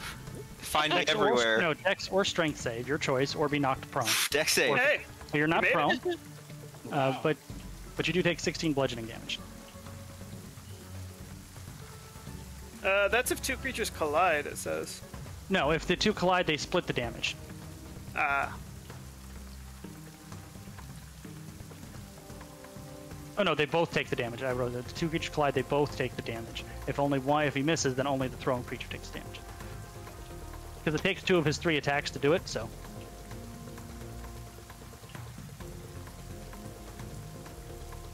And then he is going to. Let's see.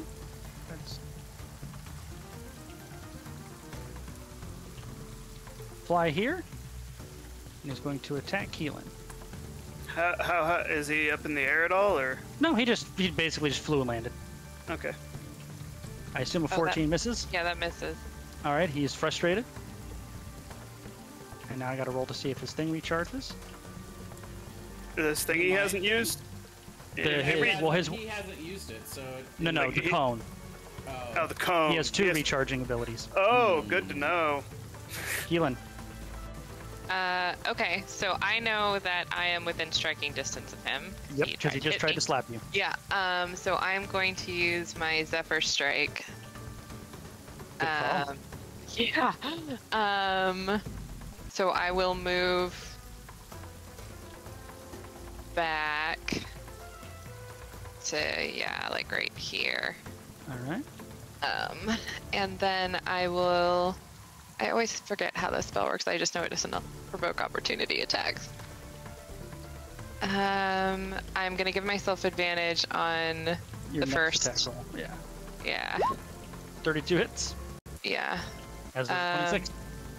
And then that attack deals an extra 1d8 force damage. All right. You said you had advantage. Yes, Yeah. 32. Sneak attack. Sneak attack, yeah. You're that's right. Yep. Okay. And that. Oh, not the sneak piercing. Just 2. Ugh. So And you did get then- pierce. So you did get a sneak attack on the But- first one, right? So is But it doesn't 19? it do an extra D8 force damage?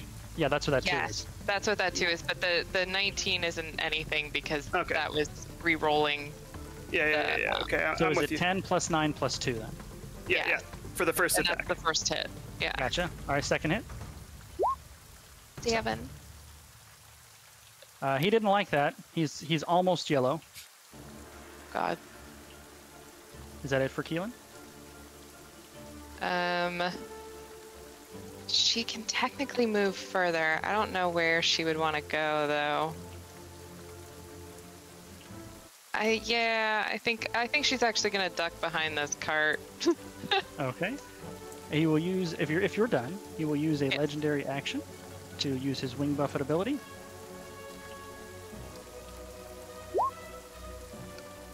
So there's 2 of you, 3 of you actually if you count Rasner, but he fails automatically. Where? Which way is he? Goes Am I directly away within from the 30 drugstore. Just missed it. You were without. Oh. So that's Schnicket and Bastion. Yeah, I couldn't Raph. even help God you damn with it. I was too close. So You should be Dex. saving those to help with the other ones anyway. Yeah, I know. That's 4, so I'm gonna get pushed. So it's 19 force damage, and you're pushed 20 feet directly away from him. So you're going to be, what, somewhere up over here somewhere? Do we land prone or no? Nope. Okay. So... Rasner is now unconscious in the river. Oh, fuck. first inhale. Sorry, Jeremy, we drowned you. Schnicket, you're up. All right. I'm gonna do two things. I'm gonna move to right. I'm gonna move to right here. I'm gonna yell at Brath to come closer to me. That's smart. And oh god, wait, let me see. If he fails at the beginning of his turn, he won't be able to though. All right, I'm within. Oh, he can't, can he? He has to pass the thing first. Because he'll be afraid of it. Uh-huh. Fuck. Hey, Brian. Hey, Nicole. So then I'm not gonna do that. Can you add 4 damage to what I did? Because my bow is messing up. Sure. It's not adding my bracers of archery Nicole, damage. your character sheet is all messed up. Has it not been doing that the whole time? I have no idea. I've been trying for weeks for you to let me take a look at it. Alright, we tacked another 4 damage on there to make up for it, because we don't know if it did or didn't. We'll just split the difference. Well, it should have been the 4 because of the 2 shots. It should have added 2 to each. But if it hasn't been doing it the whole time, you've hit it 2 or 3 times at least. There we go. Yeah. No, it's been adding it. That was the first time. Okay, perfect. I am going to cast Levitate on Rasner Okay, easily enough. and just float him 10 feet above the water. Okay, so he's now even with the ground above, by the way. And the Force Ballista is going to shoot the dude. Is it going to move back? Would that be disadvantage in melee range?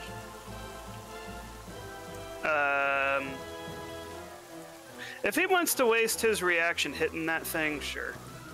He can do You're like, do that. go for it. It's actually going to move to right here. It's going to move to right there, and it's going to shoot him. Shoot! Hopefully hit him. Not hit him. Nope. So that's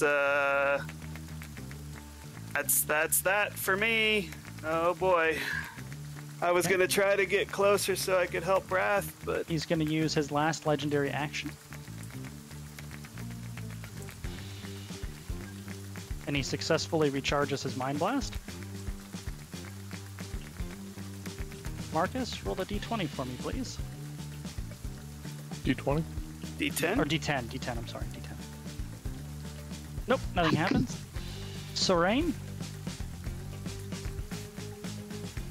Let's see. I see Rasner floating there now.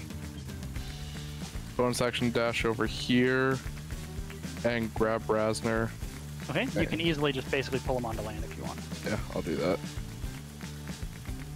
And I think If he were to just like grab him and like pull him and let go, would he just like kind of go sliding? He's kind of basically threw him onto the sticks there without impaling him, is how I figured it. Well, but he's levitating. Would it be like he was ice skating?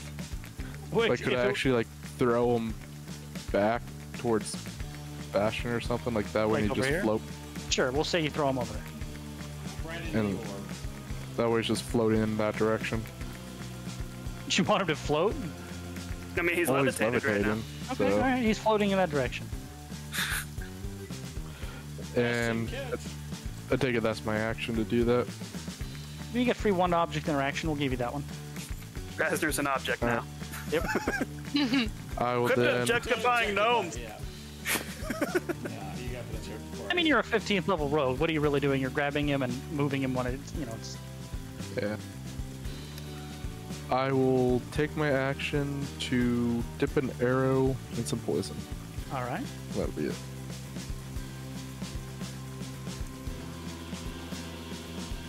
Brath. No. Alright, let me read here, 1 second.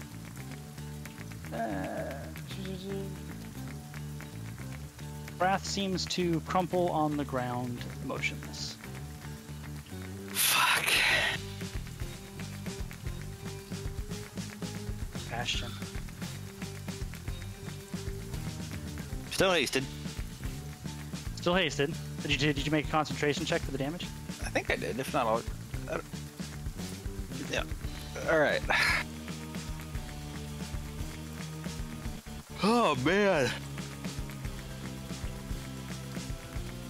I'm gonna move over to here. I should move over here, and then I will. You got hit once, I was afraid. What? Oh, I was just saying you got hit once, and now you're afraid. Oh shit, you're right. Fuck! No, you're not actually afraid, I'm just saying. Am I not? I don't No, understand. There's so many mechanics happening, I'm worried that I'm missing stuff. Okay, I'm gonna move over here, I'm gonna... Oh no, I don't have it prepared! Oh, I don't have it prepared today. Okay, I'll fireball it. All reliable. Never fails. Alright. I don't think that'll hit anybody else, will it? No. He can position it so that it won't. The one thing that I really want to do is summon an 30 feet or aberration. 20 feet? He can position it like over Oh, back this over direction. here, you're right. So it goes... Yeah. Yeah, okay, cool. That makes sense.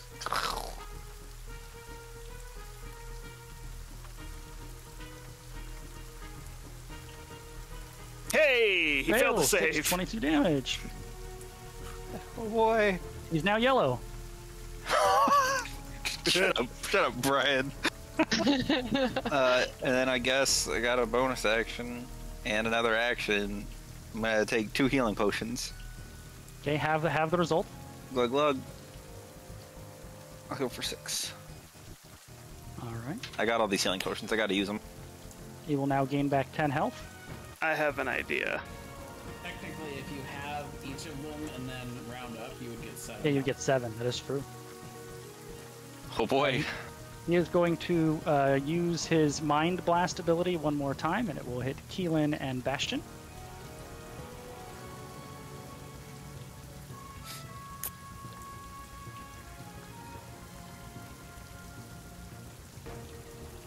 I have an idea. Ugh. Stop saying that. 36 damage. Oh god. Keelan might go down. That is its turn. Keelan? I have no idea how healthy everyone is because the aura isn't working. I know. Well, you guys can tell each other. One thing that might help, Brian, is if you go into the actual Roll20 page, when you go to like add API scripts, there's a reset scripts button that works sometimes. Oh, well, let's try that real quick.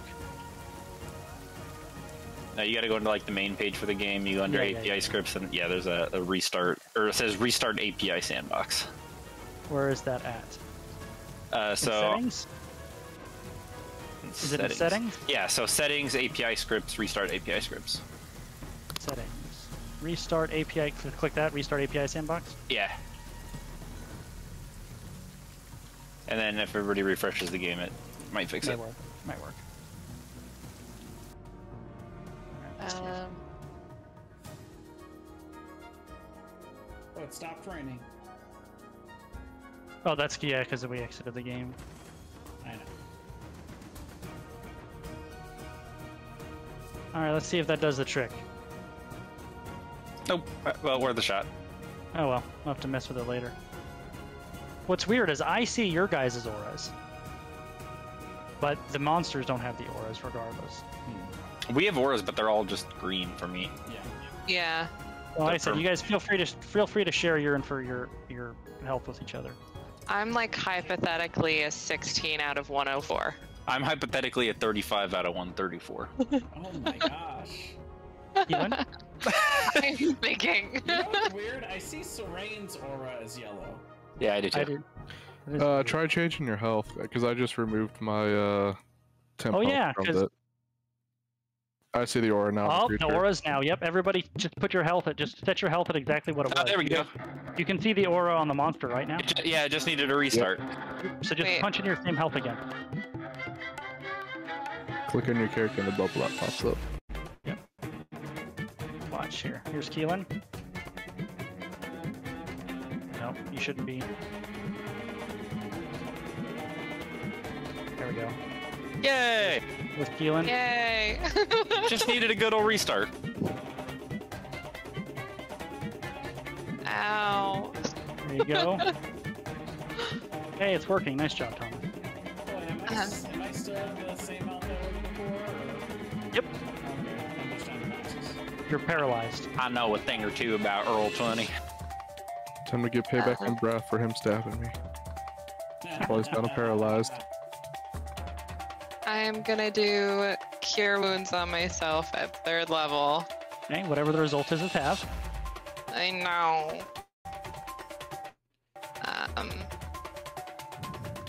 That 13. 26, so yeah, 13. Which, I mean, almost doubles me. And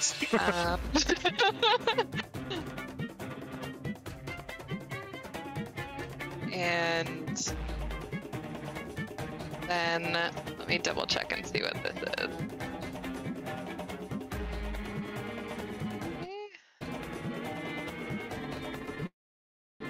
Sorry, I have a thing that I don't know where it's located in my action. Oh, it's as an action.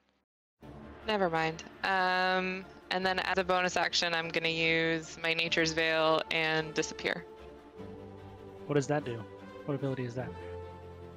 It's a ranger ability. This feature that you draw to hide yourself as a bonus action, you can magically become invisible along with any equipment you're... Oh, interesting. Awesome, that's very cool. Yeah. All So, right, so I am Elon is invisible. invisible. Yes. The Droxa with a new... with now a... I'm sorry, are you done, Keelan? I'm trying to decide if I want to move. I probably want to move. I'm gonna move over behind these rocks. All right. Is that it for you? Yes. With a new set of legendary actions, the Droxa will attempt to recharge its Mind Blast again, where it will fail. Schnicket.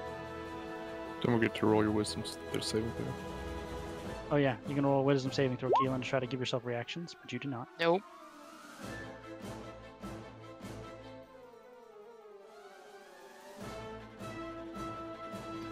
Okay, I am back. Your turn. Okay.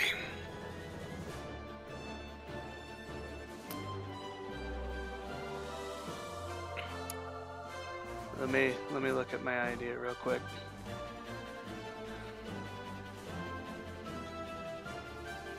Okay. I am going to cast Otiluke's Resilient Sphere I don't think I've heard that before. on the Cthulhu creature. So he has to make a dex save. It should be DC 18. I don't know why it says 17. Assuming Sphere Force closes a creature of large size or smaller. It is not large size or smaller. Okay, never mind. Fuck. That was going to be so cool. My idea was going to be to put him in the hamster ball and then roll the hamster ball into the arcane shit going on and then drop the spell. That's a great idea. If he was large and not huge, that would have been perfect.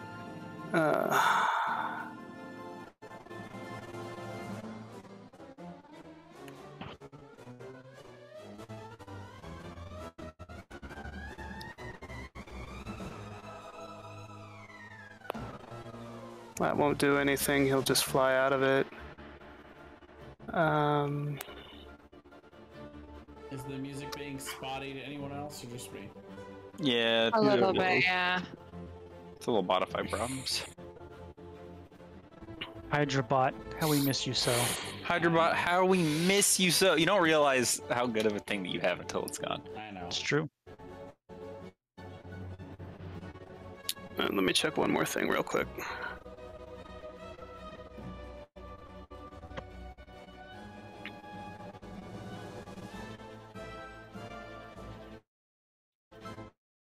Alright.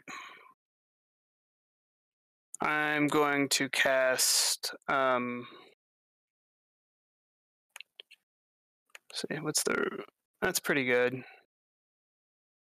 Yeah, perfect. I'm gonna move my Eldritch Cannon back to here. Is that right? Yeah. And then yeah, perfect. Hold on, I want to do it too. And I'm going to cast Ice Storm on top of him. Alright, a hail hard iron depends on 40 foot. 40-foot radius, or 20-foot radius, 40-foot ice cylinder, center on a point. Each creature in the cylinder must make a dexterity saving throw. Okay, perfect. Let's go ahead and get our thingy there, though. It's 40 feet across, then, is what it would be, right? 20 feet across. Well, 20 foot radius. Oh, so it's 40 feet across. Yes, 40 feet across. And 40 foot high.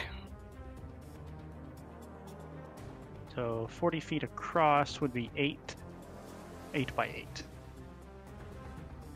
Yep.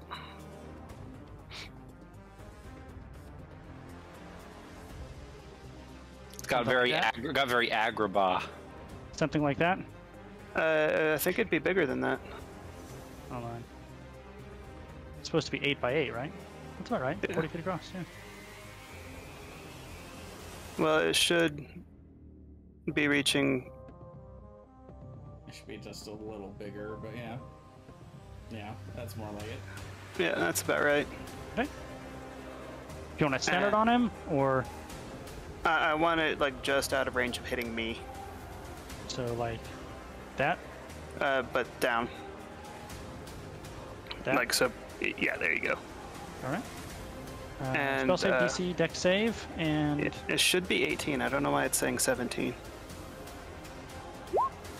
he will fail. Nice. Okay. Let's see. Hold on. 2d8 bludgeoning.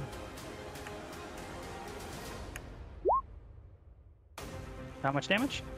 That much damage, and his movement is he's in rough. He's considered in rough terrain. Oh, that's weird. Hold on. I did the wrong number because that wasn't right.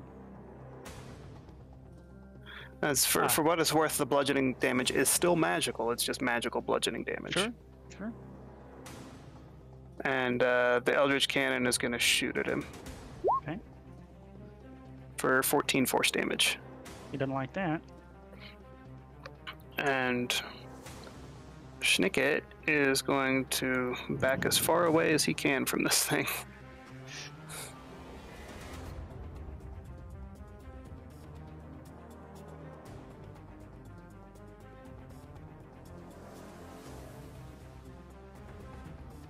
Okay, is that it for you? That is it.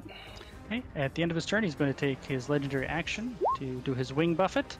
So that is Razner and Sorain and Bastion. Each need to make a Constitution saving throw. I do those. Was Razner in range? I thought he got slid away.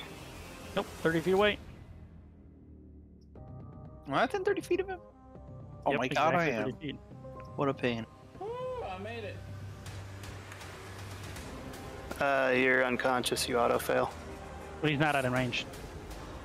Oh, he's out of range. Okay. Yeah, he's out of range. Just barely out of range. So 18. Alright. And both Razner and Sorain, you need to take 1d6 falling damage as well. But Razner's still floating. Oh my Razner is god, go into the trench. Yeah, he's going into the pink. I go into the trench over here, by the way. Nice. Clang, clang, Who hasn't rolled yet? One person. Jay, roll a d10. This is not going great. Sorain, you're up. So this is that TPK we've been hearing about all month. Yeah. I assume since he's huge, I can see him from here. You can see him from there, yes, absolutely. I will As you're take my. standing in this frigid cold water, but you can definitely see him. Alright, I'll bonus action, steady aim to give myself advantage, and shoot with my short bow. All right. 23. 21 hits. 23 also hits. And then I am using my poison. All right. It's my poison or feed poison. 8 of that will be from the poison, which is a DC. What was it? 14. So without con the poison, it's 37.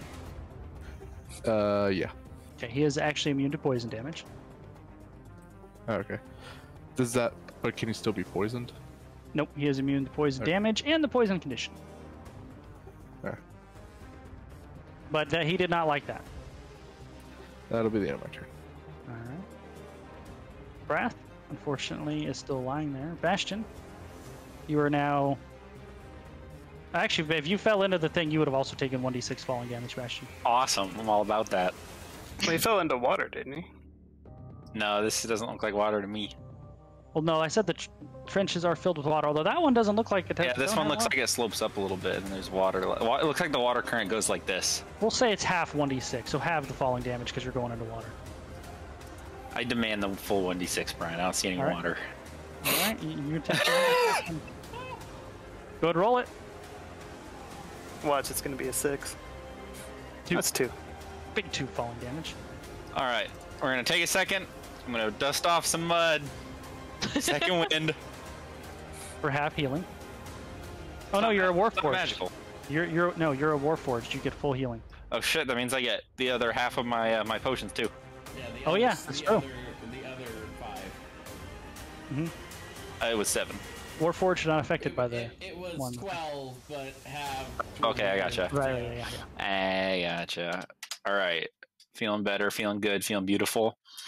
I'm gonna climb up this ladder. I'm gonna hit him with a fireball. Alright. The old reliable. It's the only thing that's working for me at this point. We're hitting him Can't get with close to him. fire, we're hitting him with icicles. He will use his last legendary resist. Fuck. Oh, I need to make a con save actually for haste. You should do. Still hasted. Man, if you failed it, that would have just negated everything you just did there. All right, well then I will fire with my heavy crossbow with my extra attack action. For that will miss. Damage. Heals. Heal Oh, it. he almost got him some hit points back. Is that it for you? Yeah, that's it. The Droxa will gain back 10 health. And you said his movement is halved in here, right? Correct. So let's see.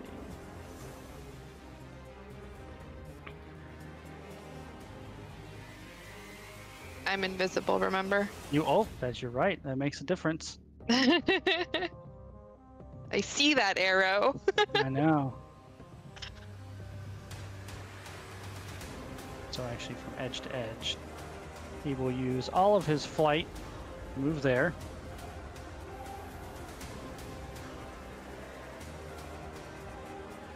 And then he will make an athletics check to grab Bastion.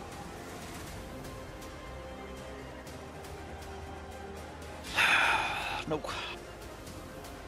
Oh wait, it's athletics. Crap! Life make an athletics check. Athletics. You can do it. Oh no. Okay. You can do this. All right, hang on. I'm getting there. Okay.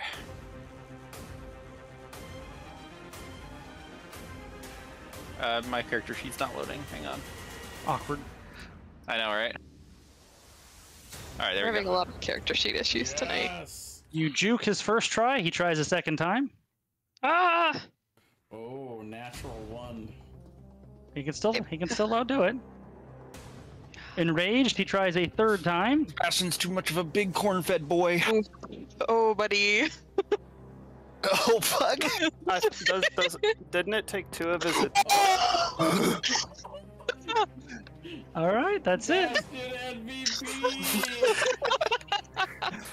Keelan. Oh, God. Okay, well, Keelan is visible again. I've tanked so many fucking What? attacks for you idiots today. When does it end, Keelan? At Does the it- start of her turn, I believe. I like to think that Keelan double comes check out them. from being invisible and her jaw is just dropped from watching Bastion just Arm wrestle this thing? Yeah. Just fend this thing off. She's unimpressed. For the record, you know what it was going to do if it got you? Eat him. Throw him into the ice storm. Oh, damn. Oh my god. It wouldn't have done any damage though. Why Well, not would have throw him done into the throwing big- damage. The The big magical thing. ice storm only goes off for 1 round, and then it's rough terrain. And at the end of my turn coming up, it's gone. You still would have taken the damage from the throw. Yeah. Keelan. Okay, I'm going to use another Zephyr Strike, and I am also going to use one of my bow charges. All right. So this will have advantage 25, and then another one 28. Both of those will hit. Okay, and then that'll give me sneak attack.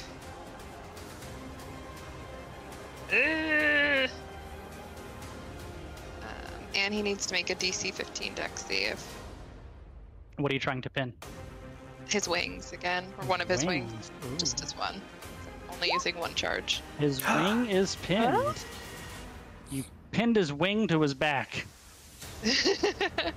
And then, oh right, the actual Zephyr strike. So it's another 6 damage, and then 11. So total of 22, 28, 39. He appears very hurt. And his wing is pinned, and then I will use another Nature's Veil and disappear again. All right. He will use his legendary action to wing buffet. However, since one of his wings is pinned, it will not be as effective as it would otherwise. So it is a DC 17 Constitution saving throw for both Keelan, even though you're invisible, and Bastion. And the damage will be 1d10 plus 3 instead of 2d6. Nice 2d10 save there, plus by the way. So Constitution saving throw, Keelan. And there's my concentration. So you are pushed 20 feet directly away from... Wait. Push her onto the spikes! I'm gonna use my last flash of genius for her. Awesome. So you both take 7 damage instead of 13. Oh, good, she's okay. Thank you, Aaron. Yeah. Yeah, thanks, Aaron. And now Schnicket's turn. The Eldritch Cannon is gonna shoot at him. 17, I'm sure doesn't does hit. not hit. Nope. And I am going to cast Scorching Ray at him. All right.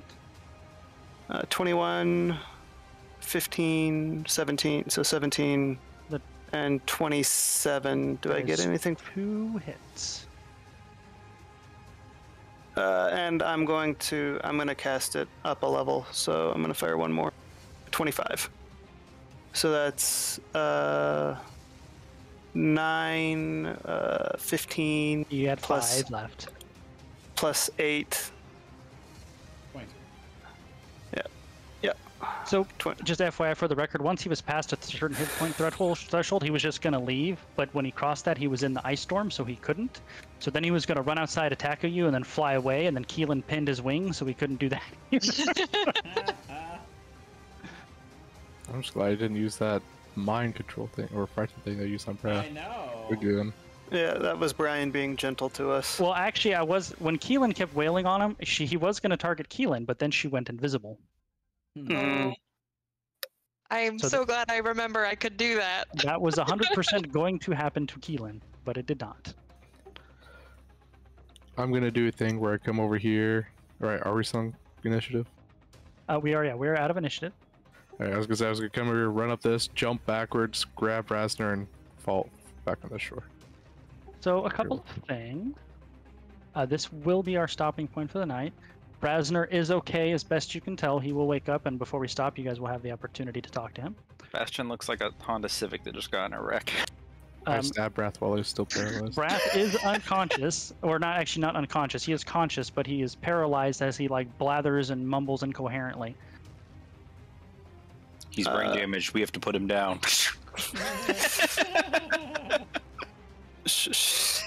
What kind of life is that? I'm still up. 63 damage? I'm still up. Wow, really? 12 HP left. I'm joking, I'm not actually attacking. I rolled low damage. I'd like to make an Arcana check on Rasner to see what's going on, or not Rasner, but Wrath, to see what's going on with him if I can. It's some kind of, you can make it. He's basically been damaged psychically through some kind of innate arcanish ability. Does it look like it's similar to the thing that's happening to Brath? That's what I'm saying, Wrath. Did you do it? Did you pull a Brian and Sebastian? No, he meant he thought you were looking at Rasner, but yeah. I'm looking no, at Rasner's Brath. just been beaten unconscious. Okay. Yeah, I'm looking at Brath. I will slap Brath a few times to try and wake him up though. He will wake up. Brath appears to have his mind basically shattered temporarily, or at least temporarily until it's restored, yeah. But you guys will need to restore him at some point in order for him to be back to normal. And I already tried to spell magic and it didn't Anyone know work. lesser restoration? Is it lesser restoration? Lesser I don't know. restoration would probably do it. Yep. I don't have it. If only. Healing? If I only don't have healing it. was getting a level up at the end of the session where she could choose it if she so choose. Oh. Is that in my? Can I I'm pick pretty lesser sure restoration? rangers get lesser restoration. I'm 90% sure. Let's find out. If not, otherwise you guys get to go on a side quest. Lesser restoration, artificer, bard, cleric, Yep. druid, paladin, ranger. Yep. Right. Yep. Well, but now I have to pick it. I mean, you don't have to. That's true. No, I Some have. people like side quests. We could take it back to the old lady and say, "Here you go."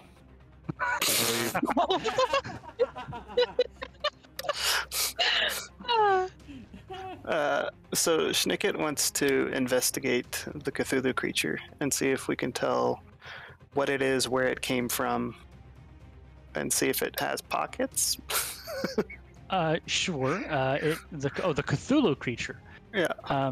The Cthulhu creature does not have pockets, nor does it seem to have items on it of any kind. I'm checking the Rakshasa. Rakshasa appears to be wearing a simple robes. It has a spellcaster focus and some basic spell components, but other than that, it seems to have no items on it. I take the spell focus and the components. Okay. Easily done. Can I tell? Do I have any idea where this thing might have come from? The Cthulhu creature. I guess that would be a nature check, but with disadvantage, I don't think you would have any real point to draw from. I'm going to say no. I don't think you would have any reference from where to draw from where it came from. Okay. Okay, so Bastion is rocking himself. I'm sorry, Brath is rocking himself and babbling incoherently every time. Bastion can be too. Bastion's just standing there staring at nothing. Rasner has awoke and it seems happy to see you all. And he tells you the following. He said he was going over all of the journals and various writings that a lot of you have stumbled across over the course of your adventure. And he says, look at the puzzle pieces. Because when we were in Zendrick, we read that the giant empire one day just ended, and in Zendrick, there have been reports of phenomenon similar to the Dead Grey Mists. In the years leading up to the Day of Mourning, the Syrian crown was sending expeditions and treasure hunters into Zendrick, and they were paying a lot of money looking for a few specific objects. The draconic prophecies have been revealed to us from multiple sources. The Giant's Notebook, Calderis, the Chamber, these prophecies all state that Eberron is on a prophetic branch that leads to two cataclysmic events called the Great Duality. We know one of those events has already transpired, the Day of Mourning, and Eberron is currently on a path to the second one, which appears to be strikingly similar to the Day of Mourning, only even more devastating in scope. We know that we are the party of prophecy to stop this event, that a betrayal will keep Eberron on its current prophetic path, or that a betrayal will save Eberron from it. We found evidence that the reason the giant empire ended was due to a great arcane spell, a naming ritual that the giants thought would protect them, but they didn't realize the ritual was not of protection, but a ritual of unnaming, thus destroying their entire empire. The Sirens, desperate for their attempt to protect themselves, as their armies were collapsing and the war was going poorly, found this very same magic. Like the giants, they thought it would protect them, and instead, the ritual unnamed seer. This was the Day of Mourning. You guys saw that holographic recording on the crystal the day before they did that. And then he says, here's my conclusions. I figured out why the Lord of Blades wanted the schema that he stole from you. In the notes that we found in Zendrick, it says the ritual for the naming, or in this case the unnaming, requires a sentient artifact to harness the ever-changing sigils needed to execute the spell. We know he has access to all of the Mournland. Why did he want Swift's family dagger? Look at the recording again. And if you guys were to look at the recording, you would see in the background as the channel focus for the unnaming ritual was the jewel that was in the center of Swift's dagger. So he says the Lord of Blades has everything he needs to perform the unnaming ritual. He has the notes from Seer. He has the jewel that is used as the focus, and he has a sentient artifact to guide the spell. So Rasner's conclusion is that the Lord of Blades has acquired everything he needs to unleash a second day of mourning. Why he not done it yet? These rituals are complex. It's not something you can set up overnight. I imagine he just hasn't quite finished the time to set it up. Need to find him. I agree. He's hiding somewhere in the Mournlands. And if you do not know, divination spells are completely ineffective in the Mournlands. I have a question, Brian. Kind of had a random thought. Sure. Schnicket would, being where he is from, know what an illithid is. Would he draw any comparison between the creature we fought and an illithid other than just appearance? I mean, it clearly uses psychic abilities. It clearly has a squid head. Ithalid are not physically imposing, though, so that part of it is certainly not similar. But sure. A squid head-like psychic monster, I mean, it's hard not to draw some kind of conclusions to it, sure. It's an illithid who lifts. I'm trying to determine if it's from this plane of existence or elsewhere. Not sure. Okay.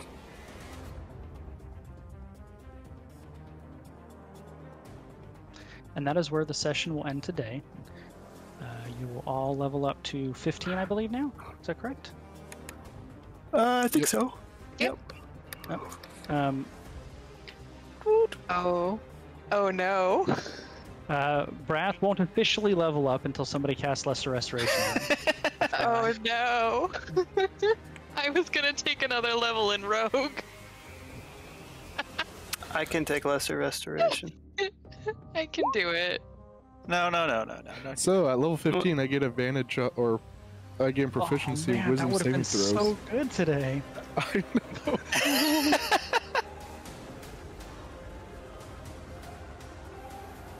I think I'm already. Should I forego leveling up, or should I go ahead and level up? Oh, and everyone should make sure to keep track of their HP. Yep. Yeah, definitely write down your HP. Are you taking Lesser Restoration? I can. Yeah, actually, I will write down your HP right now. Hold on a second. Mine's 41. All right, Bastion, what's your current HP? Hang on, I made a mistake. Okay, I fixed it. Okay, I am at 23. Brath? And I have no level 5 spell slots. 75 of 45. 75 of 45. Sorry, 75 of 145. My bad. Ewan, what's your current HP? 22. Schnicket? I'm trying to look. My current HP is 44. And Sorain. Do I get the HP I gained from leveling up? No. Okay, then 41. 41. So we don't need to worry about spell slots because you guys will finish a long rest and get all that back. But we'll do. So what'll happen is from this point here, you'll get half of what you would normally get from a long rest. But we'll do that when we come back, so we don't have to worry about it now. Well, level 15, Brian. We're getting up there. You are getting up there. And what else? I wanted to make another note in here.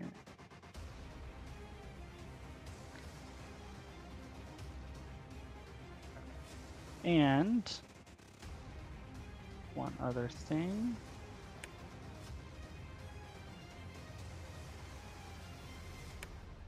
And then real quick, Brian, I'm just going to test. I'm going to take over the Spotify real quick, if you don't mind, just to make sure that I know how it works for next week.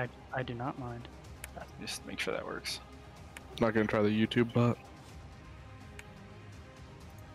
He seems to be having... Fredboat seems to be having problems. But the new YouTube bot that you just added. I looked at it for a little bit. It's not going to work. Oh, okay. You gotta fire him, then get him out of here. Seems to me like it's a scam.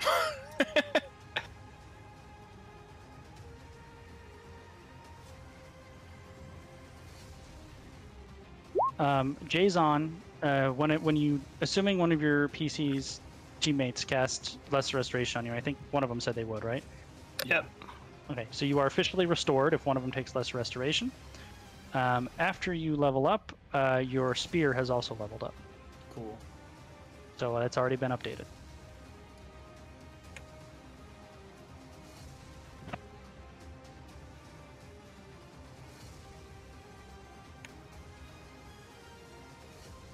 Cool. And then how do you play from a whole playlist? You just make a playlist and then... Yeah, you just make a playlist, and you right-click on it, it says like copy link to playlist or whatever. Gotcha. Yeah, that's what you post in there. Reroll 2s, right? Reroll 2s, but if you roll a 1, you're stuck with it. Oh, I didn't know we rerolled 2s. Oh, Yep. I Reroll 1s or 2s, but if you roll lower, you're stuck with it. I don't roll because I'm afraid. Just like that. Just like that. Or you roll the same thing. Brian, that was a scary battle. Why would you do that to us? You know, it's funny is when I started planning this out, I was like, I actually, the monster there was written as I didn't change any. I don't tweak them a lot of time. I was worried it would be too strong, but you guys just keep fucking tearing through these things, so I absolutely left it alone. I'm like, I don't think they can make that wisdom save, but I don't care. I'm just gonna make them deal with it. It was turned perfect. out to be perfect. Yeah, it really did. Well, Because I was looking at it, I'm like, well, if they get close enough, I know Schnicket can push him over the top. So, yeah, 4 times. but unfortunately, you guys kept rolling really low, like not even close enough. Right. It was fun. Yeah. I liked it. Yeah, that was good. Actually, I lied. I did change one thing in there, and I added the ability playing with my food to throw Bastion when he couldn't hit him. Loved that. And then we do need to decide. This music's too epic. I need to stop it. Okay. And then I guess the other thing to decide is next week. I think we should do the Halloween one-shot next week, even though it's not Halloween, so we don't stop in the middle of the Kuros block. I'm on board with that idea, but I know Nicole was very upset by the suggestion. Offended I even suggested running a Halloween game that's not on Halloween. Well, I mean, it wouldn't be on Halloween anyway. It'd be the day before, but It would be on Halloween for me. it'd be on Halloween. No, because she's 3 hours ahead. It would technically be like Halloween now. But it's fine. Yeah, you don't get what you want. My vote would actually be to do one Kuros and then do the Halloween next Really? week. But I don't think my vote matters as much as the two DMs. Well, here's I'm the cool other. either way, but Although it won't be a major part in the story, we do have the Kuros Harvest Fall holiday coming up anyways, so that might be a small... If we're going to do a Halloween one-shot, I won't make it a big thing, but there will be at least a small part of that, so you'll still get a little Halloween bump. I got a thing that's real strong. So, I actually have a few choices for you guys of what you want to do for Halloween. So first and silliest is a...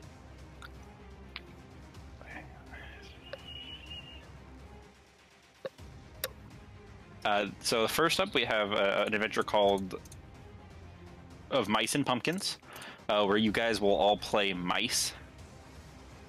So that's kind of like a little more fun, silly thing where you guys are mice and you have to fight a curse upon your land, avoiding all types of dangerous threats that might fight mice. all right. Other than that, we have... I got a bunch of stuff. Hang on. I have so much stuff. While he's looking for them, Brian, can you give Thomas access to my character sheet? Can. And Nicole is messaging me through Discord saying that she really would like to run this one shot for Halloween. No, I did not say that.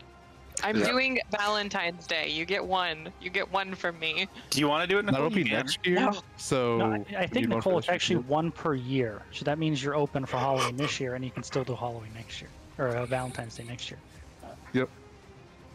I'm pretty sure it's in your contract. My contract. I don't think so. I'll have my lawyers look at it. That seems unfair. So these. Don't worry, he is a cat. So these spear changes are instead of, not in addition to. That is correct. Okay. Well, no, actually, hold on. I need to. Your saving throw ability should still be there. Okay. But everything. Not the resistance. Yeah. Hold on. Let me look at it. One moment. I think Marcus should run it. Do you want to run it, Marcus? No. Okay. Then don't throw people under the bus, Marcus. But Nicole said she really wanted to run it. Never said that in my life. All right, let me look at what I did. It's been I've had this spear sitting here, Jay, since literally like level 2 of the campaign. Nice. I can't tell if Nicole actually said she wants to run it or if. No. Embarrassed. Okay. Marcus, you can't lie. Does Nicole want to run it? No, she doesn't. She does not. Okay. Looky at the new thingy I got.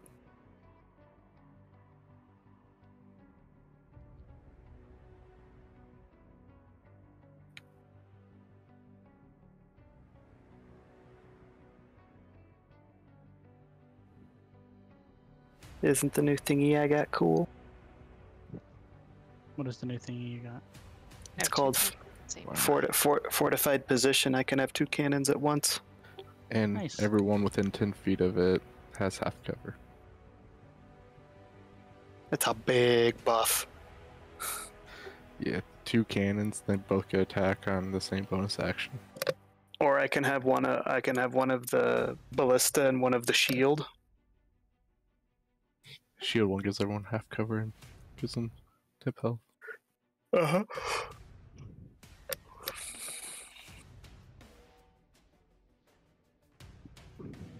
All right, try that, Jay.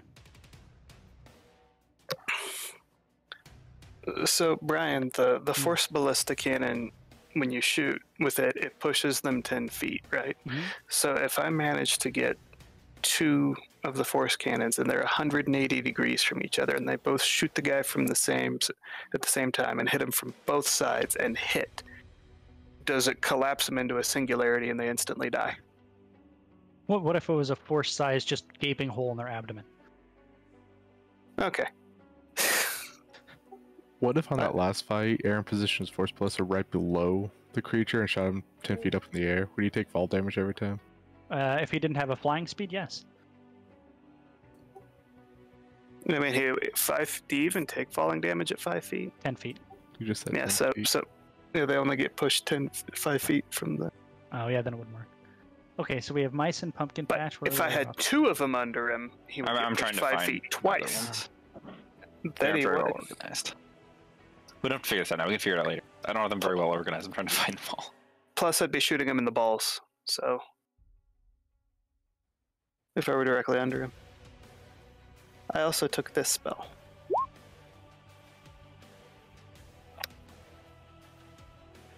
I have a Nice. plus 13 to hit with the spear now. Yep, it's pretty good. But it's not a plus 21, right? No.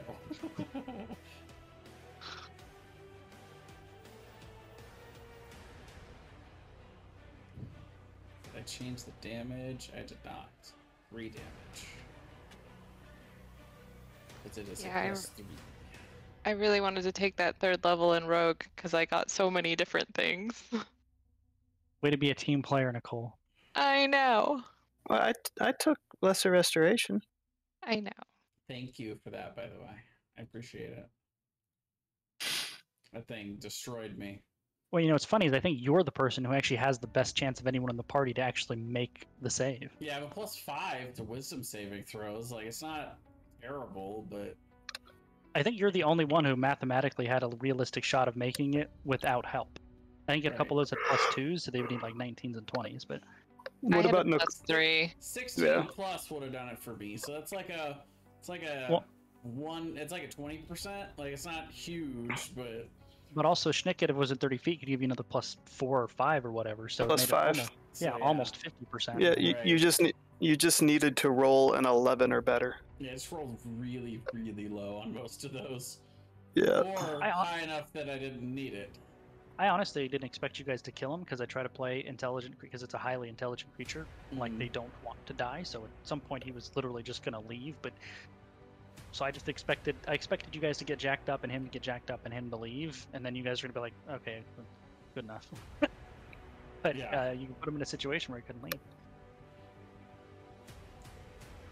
It's pretty awesome. And I finally got a sneak attack off at the very end. Finally, a sneak off. And Keelan's invisibility saved her from getting brain scrambled too. I was really sad that I didn't get to do the thing with the resilient sphere. What would you have done? Like hypothetically, let's say that would have been something that was allowed. You would have rolled him into it. I probably would have made him take double the damage that the spell outputs, and when he started his turn in there, and then he would have left it. So double. Yeah, whatever what was lightning. the spell, by the way? We never got to see it. It was lightning bolt. Oh, okay.